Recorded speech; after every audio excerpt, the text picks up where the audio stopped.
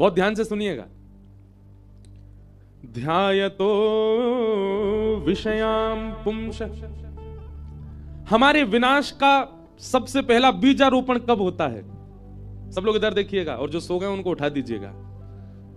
हमारे विनाश का सबसे पहला बीजारोपण कब होता है? जैसे ही हम विषय का ध्यान करते हैं। विषय का मतलब, मान लीजिए आप पीते नहीं हैं, आप खाते नहीं हैं, आप कुछ गलत करते नहीं हैं, लेकिन आप सोच रहे हैं कभी पी के देखूंगा होता क्या है। ठाकुर जी कहते हैं जिस दिन आपने ध्यान किया, ध्यायतो विषयाम पुंस, मेरे सारे मित्र धुआं उड़ाते हैं, एक बार मैं भी तो देखूं। अब आपने किया नहीं है, वो केवल सोचा है। भगवान कहते हैं जैसे ही आपके ध्यान में विषय आता है, बीजारोपण उसी समय हो जाता है। अब वही लेके जाएगा आपको विनाश तक। ध्यायतो विषयाम पुंसः संगस्तेषुपजायते। विषय का ध्यान करने से उसमें संग करने की इच्छा प्रकट होती है। उसको भोगने की इच्छा कहां से प्रकट हो जाती है? हमने सुना है मदिरा बहुत कड़वी होती है, लेकिन व्यक्ति कितने चाव से पीता उसको। क्यों? क्योंकि कभी ना कभी उसने ध्यान किया था। ध्यायतो विषयाम पुंसः, विषय का ध्यान करते ही वो ध्यान ही एक दिन उसके संग तक ले जाएगा। ध्यायतो विषयाम पुंसः संगस्तेषुपजायते संगात संजायते कामः। अब देखो यहां बहुत सारे उत्तर मिलेंगे आपको। भगवत गीता अद्भुत है। जैसे ही आप संग करने के लिए जाएंगे, मतलब पहले तो आपने विषय का ध्यान किया, अब विषय भोगने के लिए जब आप तत्पर हुए और विषय को भोग लिया, तो वही विषय भोग से आपके भीतर एक दुर्गुण प्रकट हो जाएगा, काम। क्या प्रकट होगा? काम। व्यक्ति के अंदर उत्ताल काम यदि है तो निश्चित है कि वो बहुत भोग भोगता है, बहुत विषय भोग रखे हैं उसने, इसलिए उसके अंदर काम प्रचंड रूप धारण करके है। विषय का ध्यान करते हैं तो ध्यान से भोगने की इच्छा होती है, और विषय जब हम भोग लेते हैं तो विषय भोग से हमारे भीतर काम उत्पन्न होता है। और काम जब आता है तो अपने प्रिय मित्र को संग लेकर के आता है। काम के प्रिय मित्र का नाम क्या है? अच्छा, अब एक चीज बहुत ध्यान से सुनना। काम जो है ना, वो दिखता नहीं मानव का। किसी किसी को ही पता चलता है कि इस व्यक्ति के अंदर काम है, लेकिन काम का एक रिप्रेजेंटेटिव होता है जो हमारे सबके मुंह पे दिख जाता है, और उसका नाम क्या है? कामात् क्रोधो विजायते। अगर व्यक्ति के अंदर अति से ज्यादा क्रोध है तो इस बात का प्रमाण है कि उसके भीतर काम है। काम के मित्र का नाम है क्रोध। काम जहां जाता है वहां क्रोध को, काम स्वयं तो छुपा रहता है, आपको ऐसा देखने में लगे ओहो ये तो बड़ा साधु पुरुष है, बड़ा सीधा व्यक्ति है, ये तो बड़ा सरल व्यक्ति है, बड़ा शांत व्यक्ति है, लेकिन काम उसके भीतर विद्यमान है। वो कैसे पता चलेगा? उसके क्रोध से।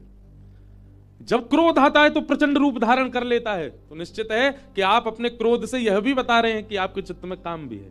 कामात् क्रोधो विजायते।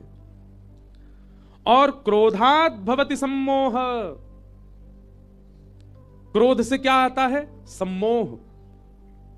एक तो होता है मोह और एक होता है सम्मोह। सम्मोह मतलब प्रकष्ट मोह, भयंकर मोह। आज हम कथा के प्रारंभ में ही नीम खिला रहे हैं आपको। बहुत 4 दिन आते रसगुल्ला ही खा रहे, आज हम नीम खिला रहे हैं। रसगुल्ला अच्छा तो होता है, पर बहुत खाओगे तो शुगर हो जाएगी, और शुगर अगर हो गई ना तो फिर जरा सा घाव भी भरने में बहुत समय लगेगा। इसलिए आज कड़वी नीम खाओ। भगवान श्री कृष्ण ने भी नीम खिलाई अर्जुन को। क्रोधात् भवति सम्मोह। क्रोध से क्या होता है? मोह उत्पन्न हो जाता है। सम्मोह अत्यंत प्रकष्ट मोह हो जाता है। और मोह से क्या होता है? क्रोधात् भवति सम्मोह, सम्मोहात् स्मृति विभ्रम। सम्मोह से क्या होता है? बहुत ध्यान से सुनिएगा। आप यहां कथा सुन रहे हैं, कथा में बहुत सारी बातें ऐसी बताई गई जो आपके जीवन की उपयोगी हैं, पर जीवन में आपके ऐसी घटना घटी, उस घटना में आज कथा में दिया गया उत्तर ही काम आने वाला था, पर आपको उस समय वो याद क्यों नहीं आया? क्योंकि आपके भीतर सम्मोह है। बहुत ध्यानपूर्वक सुनिएगा।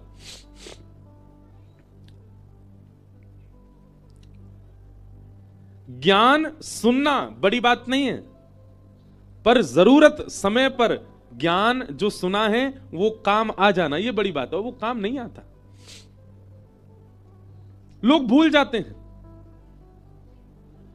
जब जीवन की परिस्थिति डामाडोल होती है, उस समय कथा में सुना गया ज्ञान काम आना चाहिए, पर जब स्थिति डामाडोल होती है तो उस समय हम ज्ञान ही भूल जाते हैं, क्या सुना था हमने कथा में। और यह किस कारण से होता है? सम्मोह जब होता है चित्त में तो स्मृति भ्रंशात, स्मृति चली जाती है हमारी, जरूरत पड़ने पर नहीं आएगा काम। अच्छा एक बात बताइए, क्या रावण को नहीं पता था कि सीता जी का हरण उसने गलत किया? पता था, ज्ञान था, पर लागू नहीं कर पा रहा अपने जीवन में। महाभारत में दुर्योधन कहते हैं, जानाम्य धर्मम नचमे प्रवृत्ति, जानाम्य धर्मम नचमे निवृत्ति। मैं जानता हूं, स्वयं धृतराष्ट्र कह रहे हैं, कौरवों के पिताजी, मैं जानता हूं धर्म क्या है, पर पता नहीं क्यों मेरी प्रवृत्ति नहीं हो रही है। और मैं जानता हूं अधर्म क्या है, पर पता नहीं क्यों मैं उससे निकल ही नहीं पा रहा हूं। ये धर्म को जानते हुए भी उसको, क्या मांस खाने वाले लोगों को नहीं पता कि ये गलत है? क्या मांस खाने वाले लोगों को यह नहीं पता कि इसको हम किसी जीव को खा रहे हैं, किसी व्यक्ति के मृतक लाश को हम लोग प्लेट पर परोस करके पा रहे हैं? क्या उनको ज्ञान नहीं है? ज्ञान है, ज्ञान है, पर ज्ञान का बुद्धि में स्थित होना और आपके व्यवहार में स्थित होना यह आवश्यक होता है। और यह तभी होता है जब सम्मोह चित्त में ना हो।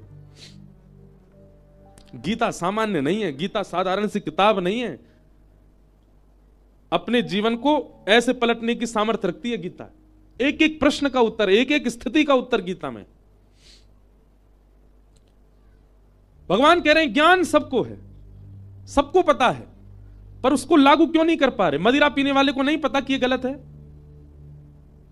बुरा नहीं मानिएगा, पर हर गलत करने वाले को पता होता है कि मैंने जो किया वो गलत था, सबको पता होता है। ज्ञान सबको था, तो फिर लागू क्यों नहीं कर पाए? भगवान कहते हैं बुद्धि नाश हो, स्मृति भ्रंशात बुद्धि नाशो, बुद्धि नाशात प्रणश्यति। और बुद्धि का नाश होते ही उसका सर्व जीवन का सर्वनाश हो जाता है। कहां से शुरू हुई थी कथा? ध्यायतो विषयाम पुंस, विषय का हमने ध्यान किया, वही ध्यान हमको संग की ओर ले गया, संग से हमारे अंदर काम प्रकट हुआ, काम से हमारे अंदर क्रोध प्रकट हुआ, क्रोध से हमारे अंदर सम्मोह प्रकट हुआ, सम्मोह से मिले हुए ज्ञान की स्मृति चली गई, और स्मृति जाती बुद्धि नाश हो गई, और बुद्धि नाश होती हमारा नाश हो गया। इससे बड़ा और क्या चाहिए आपको? ठाकुर जी ने अपने नाश को बचाने का पूरा कारण बता दिया भगवत गीता में, फिर भी लोग नहीं समझ पा रहे। कथा केवल सुननी नहीं है, वो आपकी स्मृति में। और हम एक बात बताएं आपको, आपका मन किस स्थिति में है, इसका पैरामीटर अगर है तो वो है आपके स्वप्न। आप स्वप्न में क्या देखते हो? आपको स्वप्न में क्या दिखता है? एकांत में बैठते हो तो आपकी क्या विचारधाराएं चलती हैं? आप नेत्र बंद करते हैं तो कैसा दृश्य दिखता है? यह आपकी मन की स्थिति बताता है। स्वप्न सामान्य चीज नहीं है। स्वप्न में यदि वो दिखता है जो नहीं दिखना चाहिए, तो यह आपके चित्त की स्थिति बता रहा है। आप कितनी भी कथा सुन लीजिए, अधिकतर लोगों को कहते सुना गया स्वप्न में भूत ही दिखते हैं, स्वप्न में सांप ही दिख रहे हैं, स्वप्न में प्रेत ही दिख रहे हैं, स्वप्न में शादियां दिख रही हैं, स्वप्न में मरे हुए लोग दिख रहे हैं। कभी ठाकुर जी क्यों नहीं दिखते? आपकी मन की स्थिति है स्वप्न, आपका आंतरिक मन कैसा है। इसलिए भैया गीता में भगवान कह रहे हैं तन संवारना इतना आवश्यक नहीं है जितना आवश्यक मन को संवारना है। और मन को संवारने के लिए आपको अपना ध्यान संभालना पड़ेगा। ध्यायतो विषयाम पुंस, विषय सब लोग जानते हैं। विषय किसको कहते हैं? हर वो वस्तु जिससे भोग भोगते हैं, हर वो वस्तु जिससे संसार के सारे भोग भोगे जाते हैं, वो सब विषय कहलाते हैं। हर वो वस्तु जिससे आप अपने समाज से, अपने धर्म से, अपने सनातन भाव से, अपने भगवत भाव से दूर होते, वो सारी विषय वस्तु कहलाई जाती। उसका ध्यान भी नहीं करना है, कितना कठिन काम है। क्योंकि विषय का ध्यान ही आपको नाश की ओर ले जाएगा। और यदि आपके अंदर क्रोध बढ़ रहा है, क्रोध की मात्रा बहुत ज्यादा हो गई है, किसी के जरा से दो शब्द कहने पर मचल जाते हो, बिखर जाते हो, उछल जाते हो। तो आप यही समझ ली ना, ये जो साइकिल ठाकुर जी बता रहे, इसी में बीच में ही हो आप। एक स्वरूप बन जाता है। कथा करते करते मैं अपना अनुभव बता रहा हूं, मैं कोई प्रशंसा के रूप में नहीं, पर कथा करते करते एक अनुभव हो गया है। अब कोई बात विवाद कुछ होता है ना, कभी परिवार में या कोई रिश्तेदार में या कोई मित्रों के बीच में, तो शांत रहने का मन होता है, ना बोलने की इच्छा होती है। पहले ऐसा होता था, कहीं पैसे ज्यादा खर्च हो गए, कहीं नुकसान हो गया, तो रात में चिंता हो जाना, परेशान हो जाना, अब क्या करेंगे, अब कैसे करेंगे, ये तो बहुत गड़बड़ हो गया, ऐसा तो सोचा ही नहीं था। अब ऐसी स्थिति हो गई है, कहीं कुछ अगर कोई एक भाग जीवन का कुछ गड़बड़ाता है तो मन में एक स्थिरता आ जाती है, कोई बात नहीं, ठीक है। और मुझे लगता है कि यही कथा कहने का एक लाभ मिल रहा है कि जीवन धीरे धीरे अपने आप सम होता जा रहा है, स्थिति स्थिर होती जा रही है।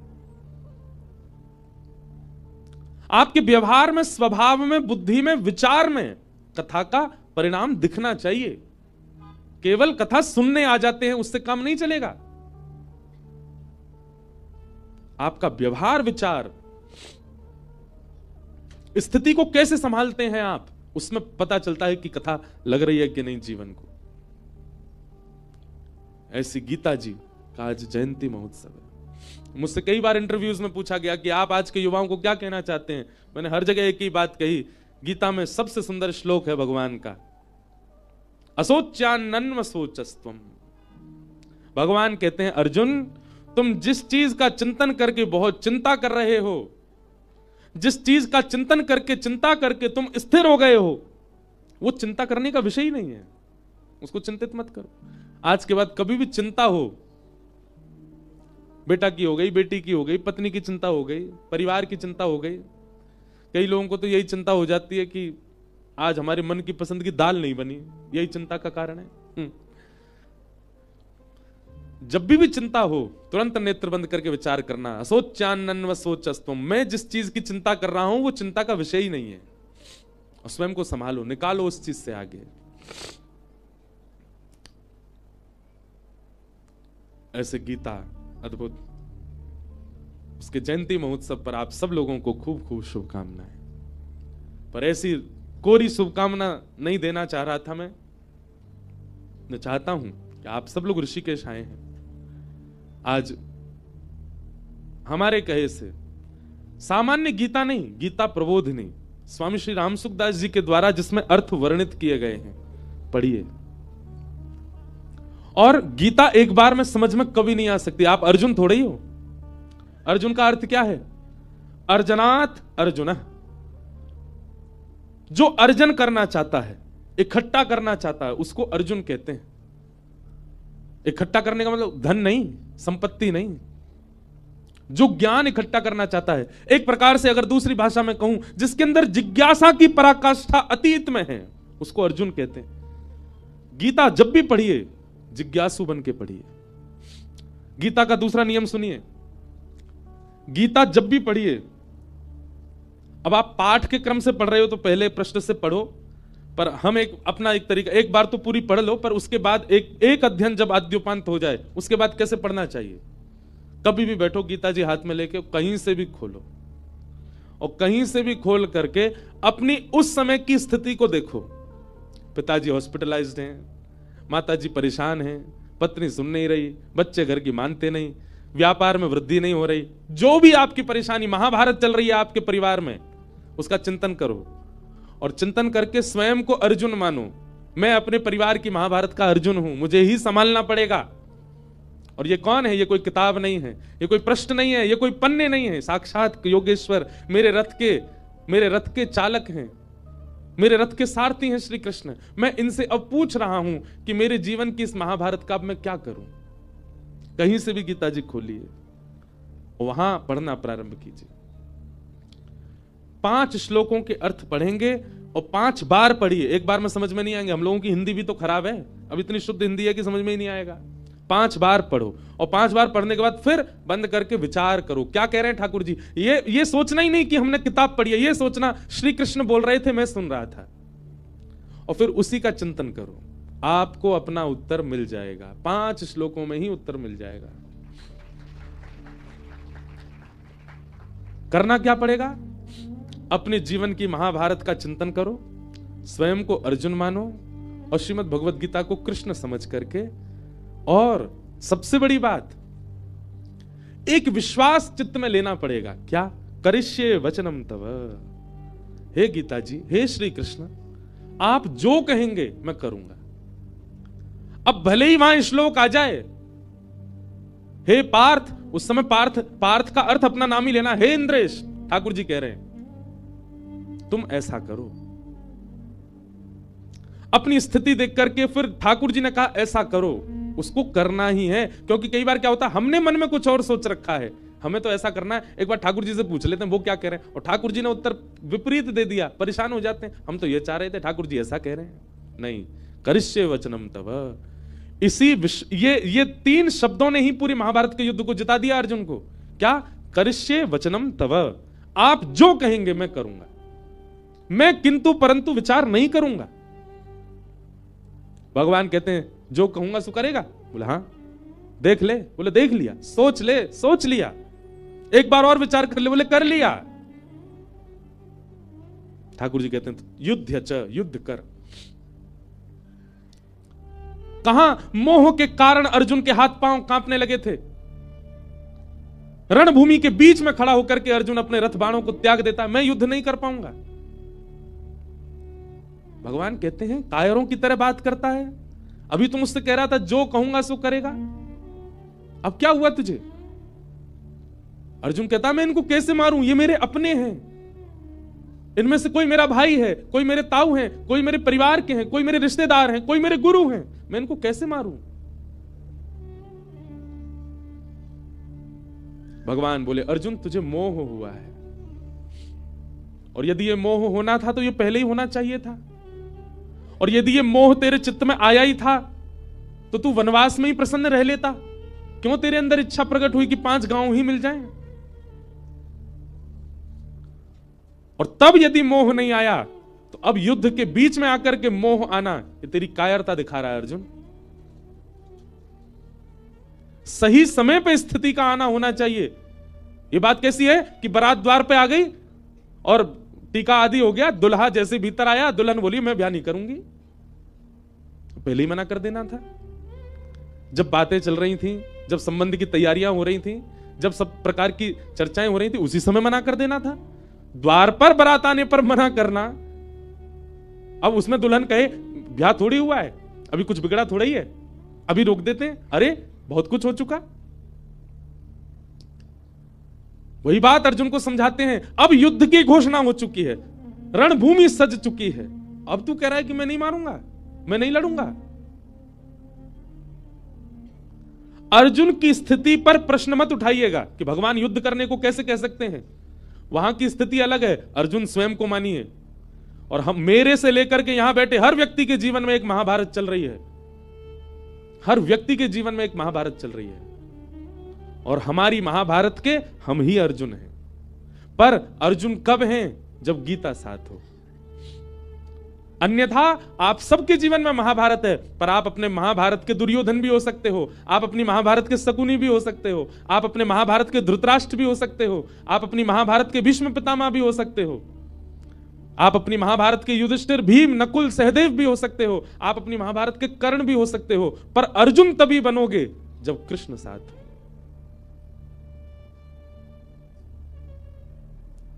और अर्जुन बनने के लिए कृष्ण साथ हो। कृष्ण तो युधिष्ठिर के भी साथ हैं, कृष्ण तो भीम के भी साथ हैं, कृष्ण तो नकुल सहदेव के भी साथ हैं, पर केवल अर्जुन ही क्यों?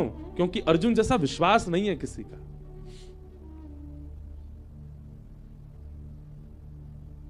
आज गीता जयंती पर गीता भवन में ऋषिकेश की इस पावन भूमि पर गंगा जी के तट पर खड़े होकर के, व्यास मंच पर बैठ के, पवित्र व्यास गद्दी पर बैठ के हम आप सबसे निवेदन कर रहे हैं, अपने जीवन का अंग बनाइए श्री गीता जी को। ठाकुर जी को बहुत पीड़ा होती है हम मानवों को देख करके। ठाकुर जी कहते हैं सब कुछ दे दिया फिर भी अपना कल्याण नहीं कर पा रहे ये लोग। इसलिए हमारी प्रार्थना है आज गीता जयंती पर ही श्री गीता जी को अपने जीवन का अंग बनाइए और स्वयं अर्जुन बनिएगा। अर्जुन, 2 स्थिति हैं अर्जुन की। पहला जिज्ञासु, बहुत अर्जन करना चाहता है ज्ञान को, और दूसरा विश्वास। जो ठाकुर जी कहेंगे वो करेगा। आप अनुभव करेंगे अपने जीवन में, अगली गीता जयंती पर मुझे याद करेंगे आप कि महाराज जी ने सही कहा था। श्री गीता जी ऐसी ऐसी स्थितियों से निकाल के ले जाएंगी आपको। कहां महाभारत के युद्ध में पांडवों की सेना, और कहां कौरवों की सेना नहीं थी, कौरवों का समुद्र था सेना का। और ठाकुर जी ने ऐसे पार करवा दिया जैसे कोई गाय के खुर के गड्ढे को उछल के लांग जाता है। ऐसे ही भैया हमारा जीवन किसी सागर से कम नहीं है। कल्याण करना है तो श्री कृष्ण के आश्रित हो जाओ। बोलो बाल कृष्ण लाल की, भक्त वत्सल भगवान की। श्री गीता जयंती महोत्सव की आप सबको शुभकामनाएं, बहुत बहुत बधाई। आइए कथाक्रम में प्रवेश करें। अब नीम खा ली, अब रसगुल्ला खाओ। कर लियो गिरिराज नाम गिर धारी पायो है, नख पे धार लियो गिरिराज नाम गिर धारी पायो है। गिरधारी पायो है, नाम बनवारी पायो है। हाँ गिरधारी पायो है। गिरधारी पायो है, नाम बनवारी पायो है। गिरधारी पायो है, नाम बनवारी पायो है। नख पे धार लियो गिरिराज नाम गिर धारी पायो है। नख पे धार। सब ब्रजवासी के संग ठाकुर जी गिरिराज पूजन करवे के काजे गए। ब्रजवासी ने गिरिराज बाबा की पूजा करी। तभी नारद जी ने 56 भोग की कछु सामग्री चुराए ली और ले जाए करके इंद्र को प्रदान कर दी। लो इंद्र पाओ। इंद्र ने जैसी सामग्री पाई, बोले बड़े जोर के लड्डू लाए भैया, कहां ते लाए? ये पेड़ा तो ब्रज को सा लग रहा है, कहां ते लेके आए हो? नारद जी बोले आनंद आ रहा है ना? बोले बहुत जोर को आनंद आ रहा है। इंद्र ने पूछी कहां ते लेके आए हो? नारद जी बोले वो कहा है आजकल तेरी पूजा बंद है गई है ना ब्रज में। ये सबरे ब्रजवासी ठाकुर जी की पूजा कर रहे हैं। वह नन्हे से कन्हैया नहीं, 2 रूप धारण कर लिए, अपनी पूजा करवा रहे हो। आप ही पूजे आप पुजावे। सुबह की पूजा में 56 भोग बने, मुंह को बहुत बढ़िया लगे तो मैंने सोची तो को दे दूं। इंद्र को क्रोध आया, महाराज मेघमालाओं को आज्ञा कर दी इतनी वर्षा करो कि पूरा ब्रजमंडल डूब जाए। एक बात बताएं बंधुओं, ध्यान से सुनिएगा। ठाकुर जी कभी पीड़ा नहीं देते अपने वैष्णव को, चाहे वो उनके सन्मुख हो चाहे वो उनसे विमुख हो जाए।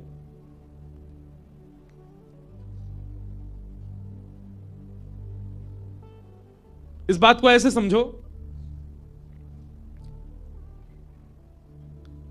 आप कहीं बैठे बैठे किसी देश के राष्ट्रपति को गरियाने लगो, खूब उल्टा सीधा बोलो गंगा जी पे बैठ करके, और किसी देश के राष्ट्रपति को खूब गालियां दो, कोई फर्क नहीं पड़ेगा। पर यहीं जहां आप रहते हो वहीं के वार्ड मेंबर को गाली दे दो, क्या होगा?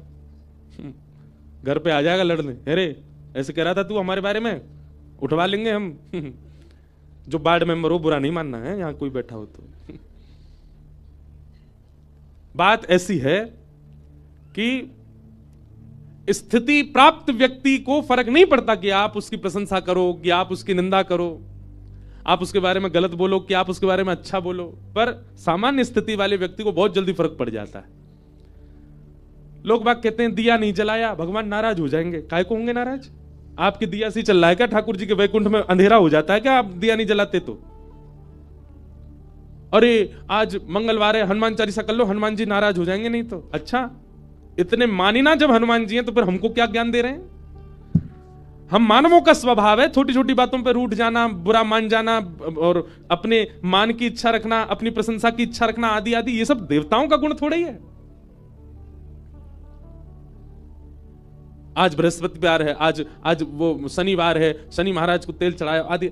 ये सब कहने से देवता नाराज होते हैं, नहीं करोगे तो ऐसा हो जाएगा, ऐसा, ये सब नहीं होता। उनके गण नाराज होते हैं जो उस स्थिति में नहीं है। अब दुर्गा मैया हैं, और दुर्गा मैया तो परम सत्ता है, और परम सत्ता के नीचे ना जाने कितने गण होंगे। वे गण भले ही नाराज हो जाते हैं, ठाकुर जी या देव सत्ता के लोग कभी नाराज नहीं होते। उन पर इतना समय नहीं है कि वो एक व्यक्ति से नाराज हों, में तो प्रसन्न ही रहते हैं। आप उनके सन्मुख रहो चाहे विमुख हो जाओ। इंद्र का नाराज होना और इंद्र का वर्षा कराना इस बात को दर्शा रहा है कि इंद्र भी उस स्थिति में नहीं है। इसलिए होता भी है, आप लोग जब यज्ञ करते हैं, हवन करते हैं, कोई अनुष्ठान करते हैं घर पे, तो पंडित जी आपके हाथ में जल देते हैं, बोले इसको पृथ्वी पर छोड़ के कहिए सम सक्राय नमः, सिर से लगा लीजिए। क्यों? क्योंकि इंद्र सबके पुण्यों को ले जाता है। इंद्र को चाहिए कि मेरे इतना कोई पुण्य ना कर ले कि वो मेरी पदवी पे ही बैठ जाए। आपको पता है देवताओं का चयन कैसे होता है? जब इस मनवंतर का विश्राम होगा, प्रलय हो जाएगा, पृथ्वी भगवान के गर्भ में चली जाएगी। अभी प्रलय नहीं होगा, अभी प्रलय में बहुत समय, अभी कलयुग बहुत बड़ा है। और ऐसा भी सुना है मैंने कि इस बार प्रलय होगा ही नहीं। कहीं कहीं ऐसा बोलते हैं प्रलय हो जाएगा, कहीं तो कह रहे हैं भी 2025-26 में जा व्यवहार रहे हैं हम। अब कहां कितना सत्य है भैया? हमने जो शास्त्रों में पढ़ा वो तो ये है कि प्रलय की तिथि केवल एक व्यक्ति जानता है, वो है परमात्मा। दूसरा ब्रह्मा को भी नहीं पता प्रलय कब होगा। भगवान को भगवान क्यों कहते हैं? अच्छा, धनवान, जो धन से युक्त है उसको कहते हैं धनवान, जो बल से युक्त है उसको कहते हैं बलवान, और जो 6 भगों से युक्त है उसको कहते हैं भगवान। और 6 भग कौन कौन से? उत्पत्ति प्रलयम चैव भूतानाम अगति गति वेत्ति विद्याम अविद्याम च सवाच्यो भगवान इति। भगवान के अंदर 6 बातें जिनको पता है, 6 भगों से जो युक्त हैं उनको भगवान कहते हैं। सबसे पहला उत्पत्ति प्रलयम चैव, जिनको यह पता है कि संसार की उत्पत्ति कब होगी, और जिनको यह पता है संसार का प्रलय कब होगा। अगर ये सबको ही पता चल गया तो सब भगवान नहीं हो जाएंगे? कोई नहीं जानता, केवल ठाकुर जी जानते हैं। 2012 में भी जाने वाली थी दुनिया, 24 पूरी होगी, 25 शुरू है बीमारी है। 2020 में भी जाने वाली थी दुनिया, और जब कोविड आया उसके बाद तो बोले यही कल, अब तो सब मर जाएंगे, कोई नहीं बचेगा। एक बार WHO ने ही ऐसा घोषणा कर दी थी कि अब आधी से ज्यादा पॉपुलेशन खत्म हो जाएगी दुनिया की। राम झूला है, उस पर चल के देखो, यूं लगे गिर नहीं जाए गंगा जी में, इतनी पॉपुलेशन, पूरे पुल में तिल रखने की जगह नहीं होती। कुछ नहीं कम हुआ। इसका मतलब क्या है? उत्पत्ति और प्रलय के जानकार केवल परमात्मा है। और तीसरा, कितनी भी घोषणा करता रहे, कितने भी दावे करता रहे, नहीं हो सकता। भूतानाम अगति गति, मानव की गति क्या है और मानव की अगति क्या है, यह भी जो जानता है परमात्मा। वेत्ति विद्याम अविद्याम च, जो विद्या और अविद्या, ज्ञान और अज्ञान के बारे में अच्छे से जानता है। भगवान श्री कृष्ण के मंदिर में, बांके बिहारी जी मंदिर में जाकर के फूल बंगला जब बनवाता है व्यक्ति, उसको मन में ऐसा आता होगा कि आज बिहारी जी मुझसे बहुत प्रसन्न होंगे, मैंने उनके लिए बंगला बनवाया। ठाकुर जी सब जानते हैं, ठाकुर जी जानते हैं यानी बंगला मुंह को प्रसन्न करवे के काजे ना बनवाया हो। इसके रिश्तेदार ने एक बार बनवाया था, उससे होड़ करने के लिए बनवाया है।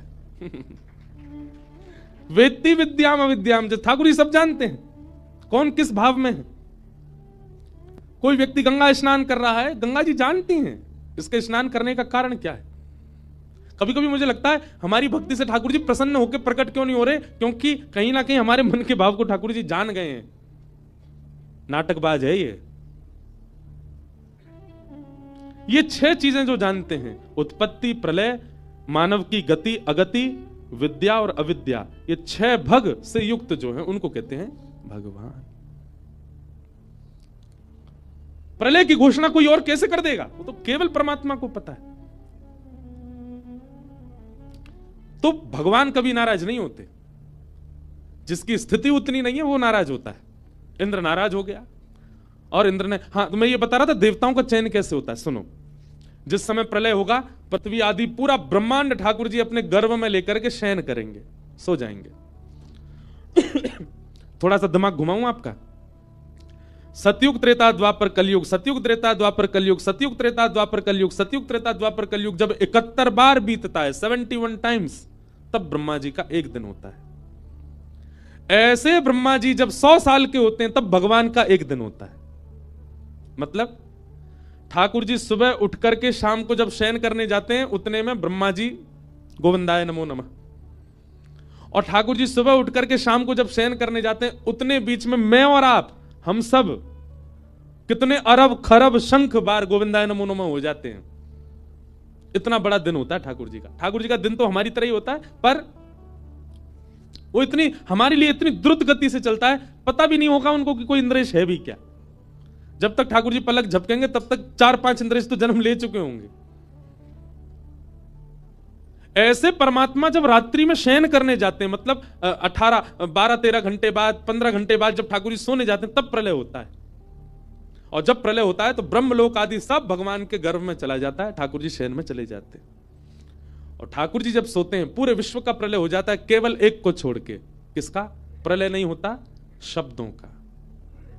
शब्द ब्रह्म जो आकाश में विचरण करते रहते, इनका कभी प्रलय नहीं होता। ये भागवत जी की साइंस है। क्षमा कीजिएगा साइंस पढ़ने वाले, फिजिक्स केमिस्ट्री आदि के अगर स्टूडेंट यहां बैठे हो उनको ये नहीं समझ आएगा, ये भागवत जी का है। और फिर ठाकुर जी सोते हैं, सबका प्रलय होता है, केवल शब्दों का प्रलय नहीं होता। तब शब्द क्या करते हैं? पूरे ब्रह्मांड में केवल एक परमात्मा है और कोई नहीं है, सूर्य चंद्र सबका प्रलय हो चुका है। तब शब्द आपस में इकट्ठे होते हैं और शब्द आपस में इकट्ठे होकर के भगवान को जगाने का प्रयास करते हैं। उसी को वेद स्तुति कहा गया। जय जय जय जाम जित दोष ग्रभीत गुणा त्वमसि यदात्मना समवरुद्ध समस्त भग अग जगदौक शाम किल सत्य बबोध्य कते। हे नाथ आप उठो, उत्तिष्ठ उत्तिष्ठ गोविंद, उत्तिष्ठ गरुणध्वज, उत्तिष्ठ कमलाकांत, त्रैलोक्यम मंगलम कुरु। इन तीनों लोगों का मंगल कीजिए, नाथ उठ जाओ। तब ठाकुर जी उठते हैं। उसके बाद जब सृष्टि बनती है फिर भगवान सोचते हैं अब देवी देवताओं का निर्माण होना चाहिए, सृष्टि चलेगी। तो देवी देवताओं का निर्माण कैसे होता है?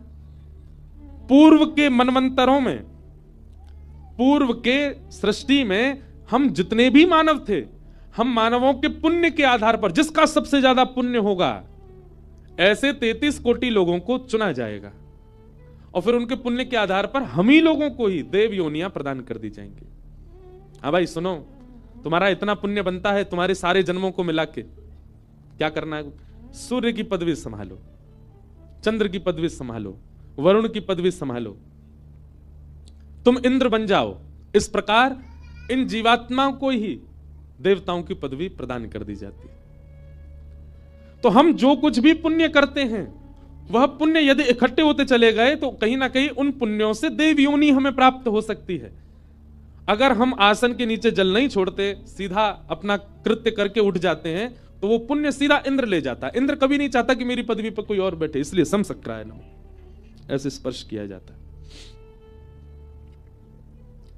इंद्र नाराज हो गए और इंद्र ने जैसे ही मेघमालाओं को आज्ञा की जाकर के वर्षा करो, पूरी पृथ्वी को डुबा दो, ब्रजमंडल का नामो निशान खत्म कर दो। एक तो होती है सामान्य रिमझिम वर्षा, उसने भेजी शाम्बर तक वर्षा। शाम्बर तक ऋतु वर्षा की कैसी होती है? एक बूंद हाथी के पैर के समान गिरती आकाश से। ऐसी मूसलाधार बारिश हुई महाराज, त्राहिमाम करके सब ब्रजवासी दौड़ने लगे। अरे हम तो पहले ही मनाएं कर रहे, चाहे इंद्र की पूजा बंद मत करो, अब देखो नाराज है गो, अब हम सबरे मर जाएंगे, सबरे डूब जाएंगे। जब नंद के लाला की बात में आएंगे सबरे, नेक सो लाला, 7 वर्ष के बालक की बात सुनकर के हमने बरसंते चली आ रही इंद्र की पूजा बंद कर दी। सब चिल्लाने लगे। ठाकुर जी बोले, बड़ी मुश्किल से तो विश्वास प्रकट किया था ब्रजवासियों के चित्त में, और ये इंद्र की करनी से सारा विश्वास धूमिल होता जा रहा है। ठाकुर जी ने घोषणा की, अरे भैया दौड़ो मत, कोई भी, सब एक जगह रुक जाओ, जिनकी शरण में आयो इनसे प्रार्थना करो, ये रक्षा करेंगे। अरे नहीं, भरोसा तो करो गिरिराज बाबा पे। सब ब्रजवासी रुक गए, गिरिराज बाबा से प्रार्थना करने लगे। सब ब्रजवासी प्रार्थना कर रहे हैं। नेत्र बंद करके सब प्रार्थना कर रहे थे। ठाकुर जी ने तभी गिरिराज जी को प्रणाम किया। बोले बाबा, इन सबन के चित्त में आपके प्रति प्रेम प्रकट हो। अपना ही स्वरूप है, ठाकुर जी ही हैं गिरिराज जी, पर फिर भी अभी तो लाला है ना सबके, इसलिए यह आस्था, प्रेम और विश्वास आपके प्रति सजग रहे, इसके लिए नाथ कृपा करो। और श्री ठाकुर जी ने प्रणाम करके अपनी दोनों भुजाओं से एक तरफ से गिरिराज जी को अधर किया और अधर करके भीतर प्रवेश किया। प्रवेश करके बिल्कुल मध्य में पहुंच गए ठाकुर जी, और मध्य में जाकर एक शिला पर खड़े होकर के बाम हस्त की कन्नी उंगली के नख पर धारण कर लिया। बोलो गिरवरधारी गोपाल की जय। सब ब्रजवासियों के जब नेत्र खुले, नेत्र खोल करके देखो गिरिराज जी नीचे तो ऊपर उठ गए। सब भैया जी गिरिराज कैसे उठ गए इतने ऊपर? तभी हल्ला भयो, अरे देखो नंद के लाला ने कहा कियो, अरे हमारे नंद जी के लाला ने 7 कोस लंबो चढ़ो गिरिराज पर्वत अपनी बाम हस्त की कन्नी उंगली के नख पे धारण कर लियो। सब ब्रजवासी दौड़े, गिरिराज जी के नीचे पहुंच गए। लाखों की तादाद में ब्रजवासी, 21 किलोमीटर लंबा चौड़ा पर्वत, सब उसके नीचे खड़े हैं। शेषनाग ने आकर के बाहर से बांध लिया कि बाहर का पानी भीतर ना आवे।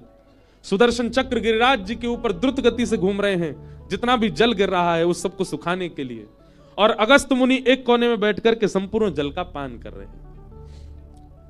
लेकिन सब ब्रजवासियों को यह नहीं पता कि सुदर्शन चक्र भी हैं, शेषनाग भी हैं, अगस्त मुनि, सब तो लालाए देख रहे हैं। सबने कहीं लाओ भैया अपनी अपनी छड़ी लगाओ सबरे गिरिराज जी के नीचे। सबरे ब्रजवासी ने अपनी अपनी छड़ी लगाई ली। बीच में ठाकुर जी खड़े गिरिराज जी धारण करके। ब्रजवासी बोले लाला तो अपना हाथ नीचे कर ले, हमने छड़ी लगाई ली है, गिरिराज जी टिक जाएंगे जहीं पे। ठाकुर जी बोले तुम्हारी छड़ी पर टिक जाएंगे गिरिराज जी? 21 किलोमीटर लंबे चौड़े गिरिराज जी और इतने भारी गिरिराज तुम्हारी छड़ी पर टिकेंगे? ब्रजवासी बोले हम तो तेरी उंगली पर टिकेंगे जी। ठाकुर जी बोले भैया आज तो मान जाओ, इतनी बार मैंने इतनो कछु कर दियो तुम्हारे आगे, फिर तुम्हें विश्वास ना है भयो, आज तो विश्वास कर लियो। ब्रजवासी बोले काय बात को? ठाकुर जी बोले या बात को कि हम जय जय हैं, हम परमात्मा हैं, हम भगवान हैं। ब्रजवासी बोले लाला एक काम कर। बोले कहा पहले तो उंगली नीचे कर अपनी, तेरी जय जयगिरी बाद में देखें, पहले उंगली नीचे कर ले। ठाकुर जी बोले देख लो मैं नीचे कर लूंगा। हाँ कर ले, ऐसे मोटे मोटे हमारे बांस के डंडा हमने गिरिराज जी साध लेंगे हम, तू नीचे कर ले। और नाटक मत कर, यूं खड़े होगा जैसे तेनी उठाए रखे, नीचे कर ले।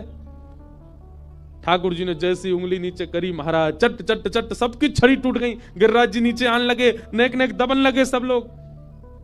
लाला संभाल संभाल संभाल। ठाकुर जी ने फिर अपनी उंगली लगाई और फिर गिरिराज जी ऊपर उठ गए। अब तो दूर दूर तक सब ब्रजवासी इनकी छड़ी टूटी पड़ी है। सब ब्रजवासी अपनी टूटी टूटी छड़ी इनको ठोड़ी पे लगा के बैठ गए और सब लाला देख रहे हैं एक टक। ठाकुर जी बोले क्यों भयो विश्वास हूना में जय जय? देख जा गोपी तो मैंने एक बार कही सत्यनारायण की पूजा कर रही, ना मानी मेरी बात, या तो मैंने कही मेरी पूजा कर ले मैं ही जय जय हूं, ना मानी आने मेरी बात। यशोदा मैया नंद बाबा समन्ते कहते रहो मैं कि मैं ही परमात्मा हूं, मैं ही भगवान हूं, कोई ना मेरी बात ना मानी, है क्यों आज विश्वास? अब काय को देख रहे हो टकटकी लगा के मुंह? ब्रजवासी बोले लाला हम या मारे ना है, देख रहे कि तू भगवान है तो हम यूं देखना चाह रहे हैं। ऐसा तेने कहा कियो, कौन सा टोटका सीख के आयो जो तेने इतना बड़ा पर्वत उठा लियो? लाला तू भगवान तो ना है, हम सब बात मान लेंगे तेरी, तू जो के को सब बातन पर विश्वास है, पर या बात को नहीं मानेंगे कि तू भगवान है। सांची बता यशोदा मैया इतरो लाला वन में जावे गैया चरावे, मां कोई बाबा ते टोना टोटका सीखे आयो है? लाला सांची बता तेने गिरिराज जी कैसे उठाए?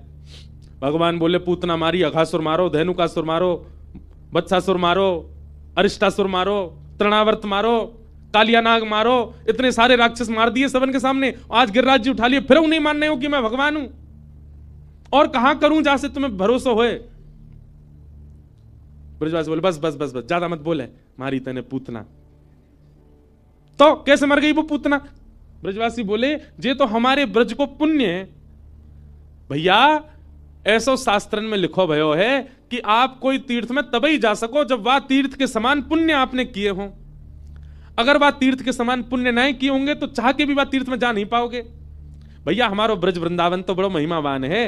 ये पूतना आघासुर बकासुर धनु इनने कोई पुण्य तो किए ना, चले आए मुंह उठा के वृंदावन में, और हमारे वृंदावन के समान इनके पास पुण्य ना हो, वृंदावन में प्रवेश कर गए तो पुण्य जो इनके नेकाद हेका है वासे नेक देर जीवित रहे, और तेरे पास आते आते इनके सबरे पुण्य खत्म हो गए, मर गए, मरे मरायन में हाथ धर के कहे मैंने मारे। ठाकुर जी सोच रहे हैं मतलब इतनी बात बना दी आपने ये सिद्ध करने के लिए कि मैं भगवान नहीं हूं।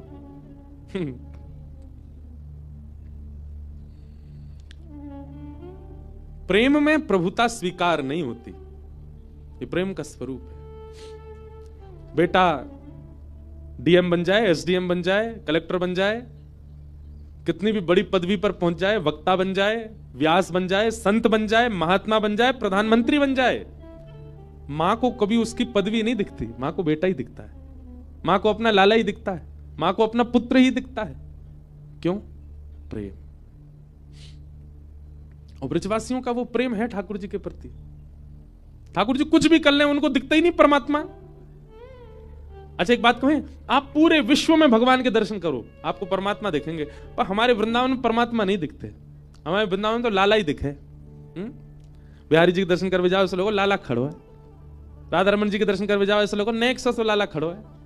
अभी तो शीतकाल के दर्शन करो आप राधा रमन जी के, जे टोपा पहन के, मुफलर गले में बांध के, नीचे तक झंगुला पहन के ऐसे छुपे बैठे रहे, आगे सिगड़ी लगाएंगे, लाड़ लो लाला है, कहीं लाला को सर्दी नहीं लग जाए। रात्रि में वंशी सुना के सुवाएंगे, लाला को निद्रा आ जाए।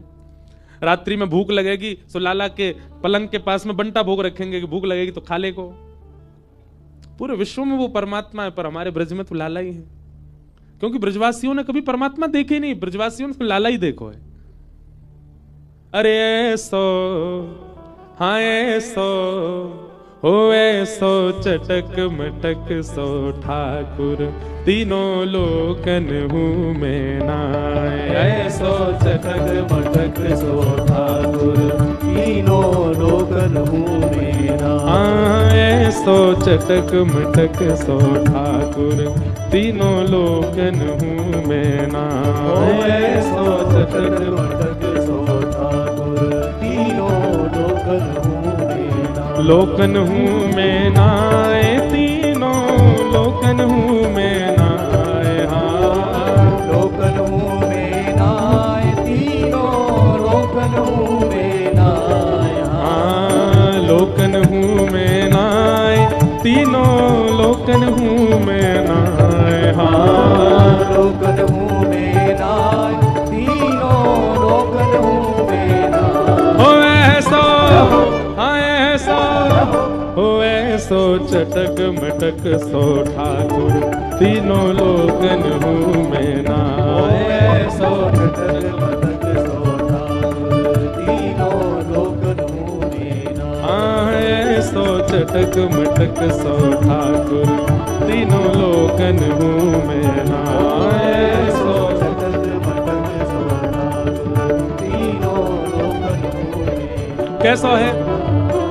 तीन ठौर ते टेढ़ो दिखे, तीन ठौर ते टेढ़ो दिखे, तीन ठौर ते टेढ़ो दिखे, तीन ठौर ते टेढ़ो दिखे। नटकी सी चलगत यह सीखे, नटकी सी चलगत यह सीखे। और टेढ़े नैन चलावे तीखे, टेढ़े नैन चलावे तीखे। सब देवन को देव हाँ सब देवन को देव तो ये ब्रज में घेरेगा। हाँ सब देवन को देव तो ये ब्रज में घेरेगा। कह रहे हैं हमारे ब्रज को रसिया है, बोले भैया सब देवन को देवता हमारो लाला, फिर भी ब्रज में कहा करे गैया चरावे। सब देवन को देव तो ये ब्रज में घेरेगा। हाँ सब देवन को देव तो ये ब्रज में घेरेगा।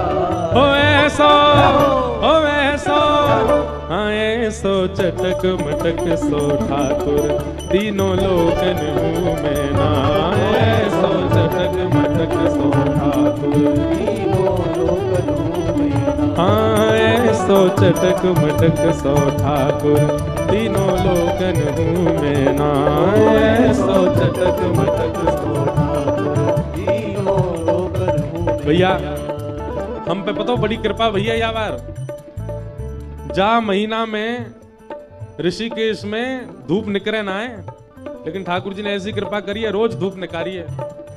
लेकिन आप लोग तो ऐसे बैठे हो जैसे कितनों जाड़ो पड़ रहा हो बाहर। अरे ने भुजा उठाओ, करताल बजा के भाव सगाओ, लाला ने गिरिराज जी उठाए हैं। ओ ऐसो ऐसो ओ ऐसो चटक मटक सो ठाकुर, तीनों लोकन हूँ मैं ना, ऐसो चटक मटक सो ठाकुर, तीनों बोल गिरिराज धरण की।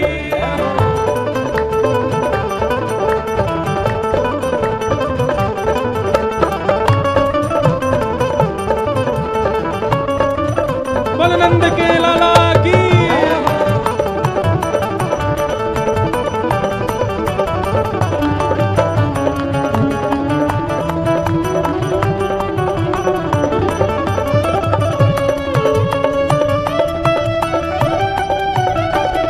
और बड़े बड़े असुरन को मारो, बड़े बड़े असुरन को मारो, बड़े बड़े असुरन को मारो, बड़े बड़े असुरन को मारो, नाग कालिया पकड़ पछाड़ो, नाग कालिया पकड़ पछाड़ो, 7 दिनन तक गिरिवर धार्यो, 7 दिनन तक गिरिवर धारो, ओ 7 दिनन तक गिरिवर धार्यो, 7 दिनन तक गिरिवर धारो, ऐसो बलि तो हाँ, ऐसो बलि तो ग्वालन से खेलन में पिट जाए। हाँ ऐसो बलि तो ग्वालन पे खेत में पिट जाए। कितने बड़े बड़े असुर मार दिए, कालिया नाग मार दिया, और गिरिराज जी उठा लिए। कितनो बलवान हमारो लाला, लेकिन फिर भी खेल खेलते खेलते मधुमंगल श्रीदामा इनते पिट जाए। ऐसो बलि तो खेलन में ग्वालन सो पिट जाए। हाँ ऐसो बलि तो खेत में ग्वालन सो पिट जाए। ओ ऐसो हाँ ऐसो ओ ऐसो चटक मटक सो ठाकुर, तीनों लोकन हूँ मैं ना, ऐसो चटक मटक सो ठाकुर, ऐसो चटक मटक सो ठाकुर, तीनों लोकन हूँ मैं ना, ऐसो चटक मटक सो ठाकुर, तीनों लोकन हूँ मैं ना। हे रूप छबीलो है ब्रज सुंदर, रूप छबीलो है ब्रज सुंदर, बिना बुलाए डोले घर घर, बिना बुलाए डोले घर घर, बिना बुलाए डोले घर घर, बिना बुलाए डोले घर घर, प्रेमी ब्रज गोपिन को चाकर, प्रेमी ब्रज गोपिन को चाकर, प्रेमी ब्रजवासिन को चाकर, प्रेमी ब्रजवासिन को चाकर, ऐसो प्रेम बढ़ो हाँ ऐसो प्रेम बढ़ो, माखन की चोरी करके खाए। हाँ ऐसो प्रेम बढ़ो, माखन की चोरी करके खाए। अरे हाँ ऐसो प्रेम बढ़ो, माखन की चोरी करके खाए। हाँ ऐसो प्रेम बढ़ो, माखन की चोरी करके गाओ ओ ऐसो ऐसो चटक मटक सो ठाकुर, तीनों लोकन हूँ मैं ना, ऐसो चटक मटक सो ठाकुर, तीनों लोकन हूँ मैं ना, ऐसो चटक मटक सो ठाकुर, तीनों लोकन हूँ मैं ना, ऐसो चटक मटक सो ठाकुर, लोकन हूँ मैं ना, तीनों लोकन हूँ मैं ना।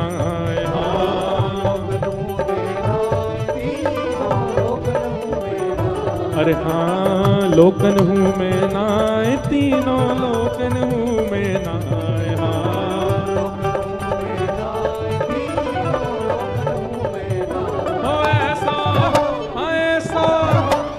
ऐसो चटक मटक सो ठाकुर, तीनों लोक लोकन हूँ मैं नाय। ऐसो चटक मटक सो ठाकुर तीनों लोकन हूँ मैं। गोविंद बोलो हरि गोपाल बोलो, गोविंद बोलो हरि गोपाल बोलो, गोविंद बोलो हरि गोपाल बोलो, गोविंद बोलो हरि गोपाल बोलो, श्री राधा रमण हरि गोविंद बोलो, राधा रमण हरि गोविंद बोलो, श्री राधा रमण हरि गोविंद बोलो, राधा रमण हरि गोविंद बोलो। हे गोविंद बोलो गोपाल बोलो, गोपाल बोलो, हे गोविंद बोलो गोपाल बोलो। गोविंद बोलो, जय जय श्री राम, जय जय श्री राम, जय जय श्री राम।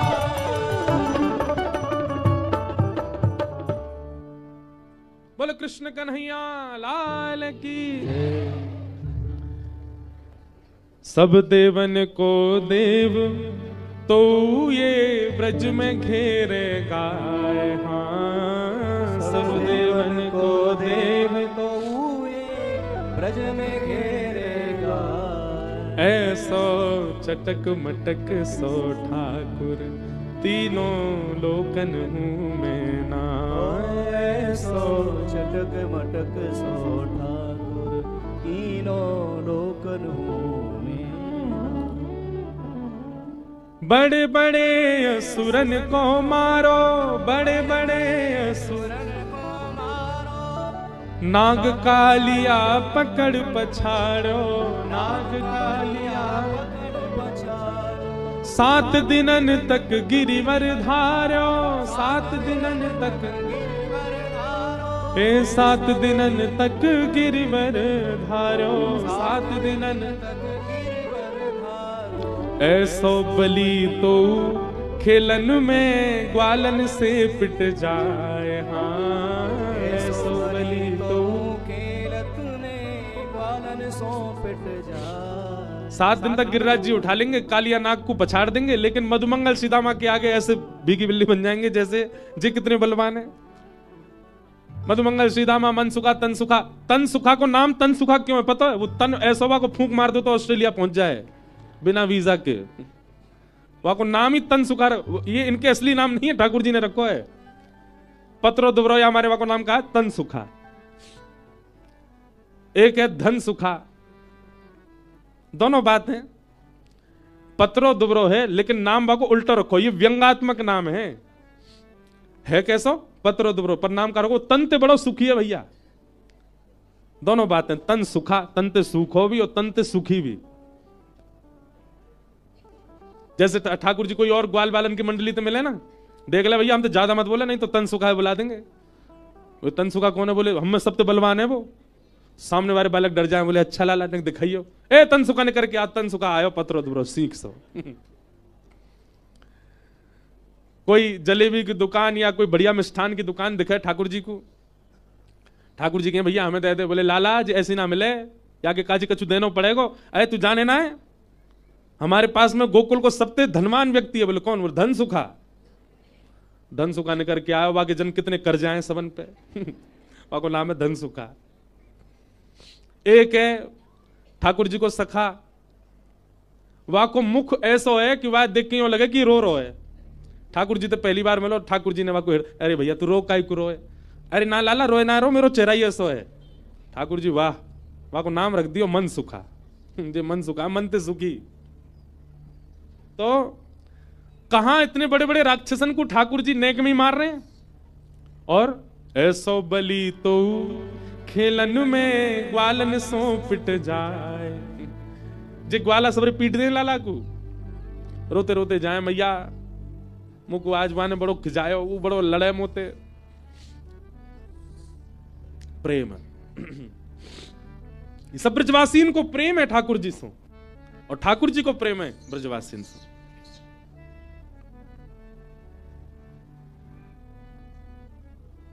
प्रेम में प्रभुता छुपाई जाती है। तो गिरिराज जी धारण किए, ब्रजवासी सब बोले लाला तो कुछ सांची बताना पड़ो, कैसे उठाए तेने? ठाकुर जी बोले कछु माखन को बल बढ़ो, कछु गोपन करी सहाय, श्री राधे जू की कृपा सो मैंने गिरिवर लियो उठाए। भैया कछु तो मुंह में माखन को बल आगो, आप सबन के घर ते माखन चुरा चुराए के खायो, वहां से मुंह में बल आगो। ब्रजवासी बोले और बोले कछु गोपन करी सहाय, आप सब गोप ग्वालन ने मेरी बड़ी सहायता करी। गोप ग्वाल ब्रजवासी बोले लाला सहायता तो हम कर रहे, हमने अपनी अपनी छड़ी लगाई पर कहा बताएं टूट गई सबरी, हम सहायता। ठाकुर जी बोले छड़ी की सहायता ना करी, आप लोगों ने पता ही ना है आपने मेरी कहा सहायता करी। ब्रजवासी बोले बता दे भैया। बोले आप सबरे टकटकी लगा के मोह देख रहे, और जब आप सबरे मोह देख रहे तो आप सबन की शक्ति मेरे भीतर आ गई, और आप सबन की शक्ति जैसी मेरे भीतर आई, लाखों ब्रजवासी की शक्ति एक बालक में आ गई और मैंने गिरिराज जी उठा लिए। ब्रजवासी बोले अच्छा, तभी तो हम कहें आजकल कमजोरी क्यों लग रही है भीतर ते, नेक चलवे में हम हाँप क्यों जाएं, सांस काई को फूल रही है हमारी, अब पता चली जे तो हमारी शक्ति चुरा ले गो लाला। ठाकुर जी बातें सुन के मंद मंद मुस्कारे और प्रेमाश्रु छलक रहे हैं ठाकुर जी के। कितने भोले हैं ब्रजवासी।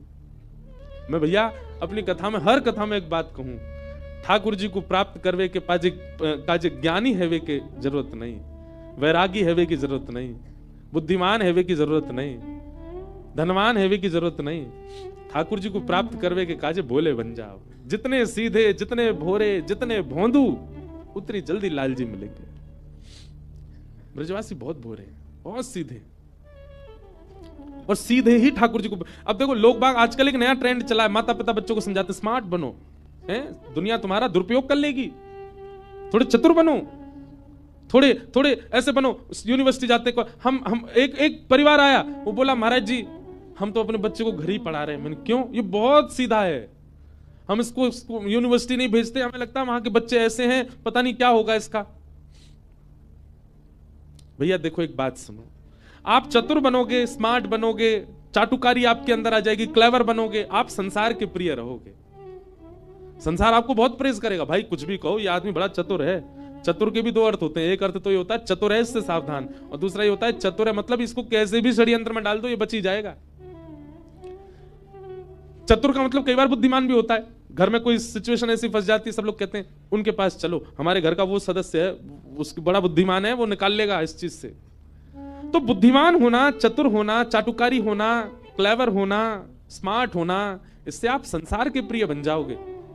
पर अगर श्री कृष्ण के प्रिय बनना हो तो सीधे बन जाओ, भोरे बन जाओ। इसका प्रमाण है उद्धव जी। उद्धव जी बहुत बुद्धिमान है, बहुत ज्ञानी है। वृष्णि नाम प्रवरो मंत्री कृष्णस्य दैत सखा शिष्यो बृहस्पति साक्षात उद्धवो बुद्धि सत्तम। बहुत ज्ञानी है उद्धव, पर ठाकुर जी ने ब्रज भेजा उद्धव को, क्यों? प्रेमी बन किया, सीधा बन किया, भोला बन किया, तब द्वारिका लीला में उद्धव को साथ रखा भगवान ने। तो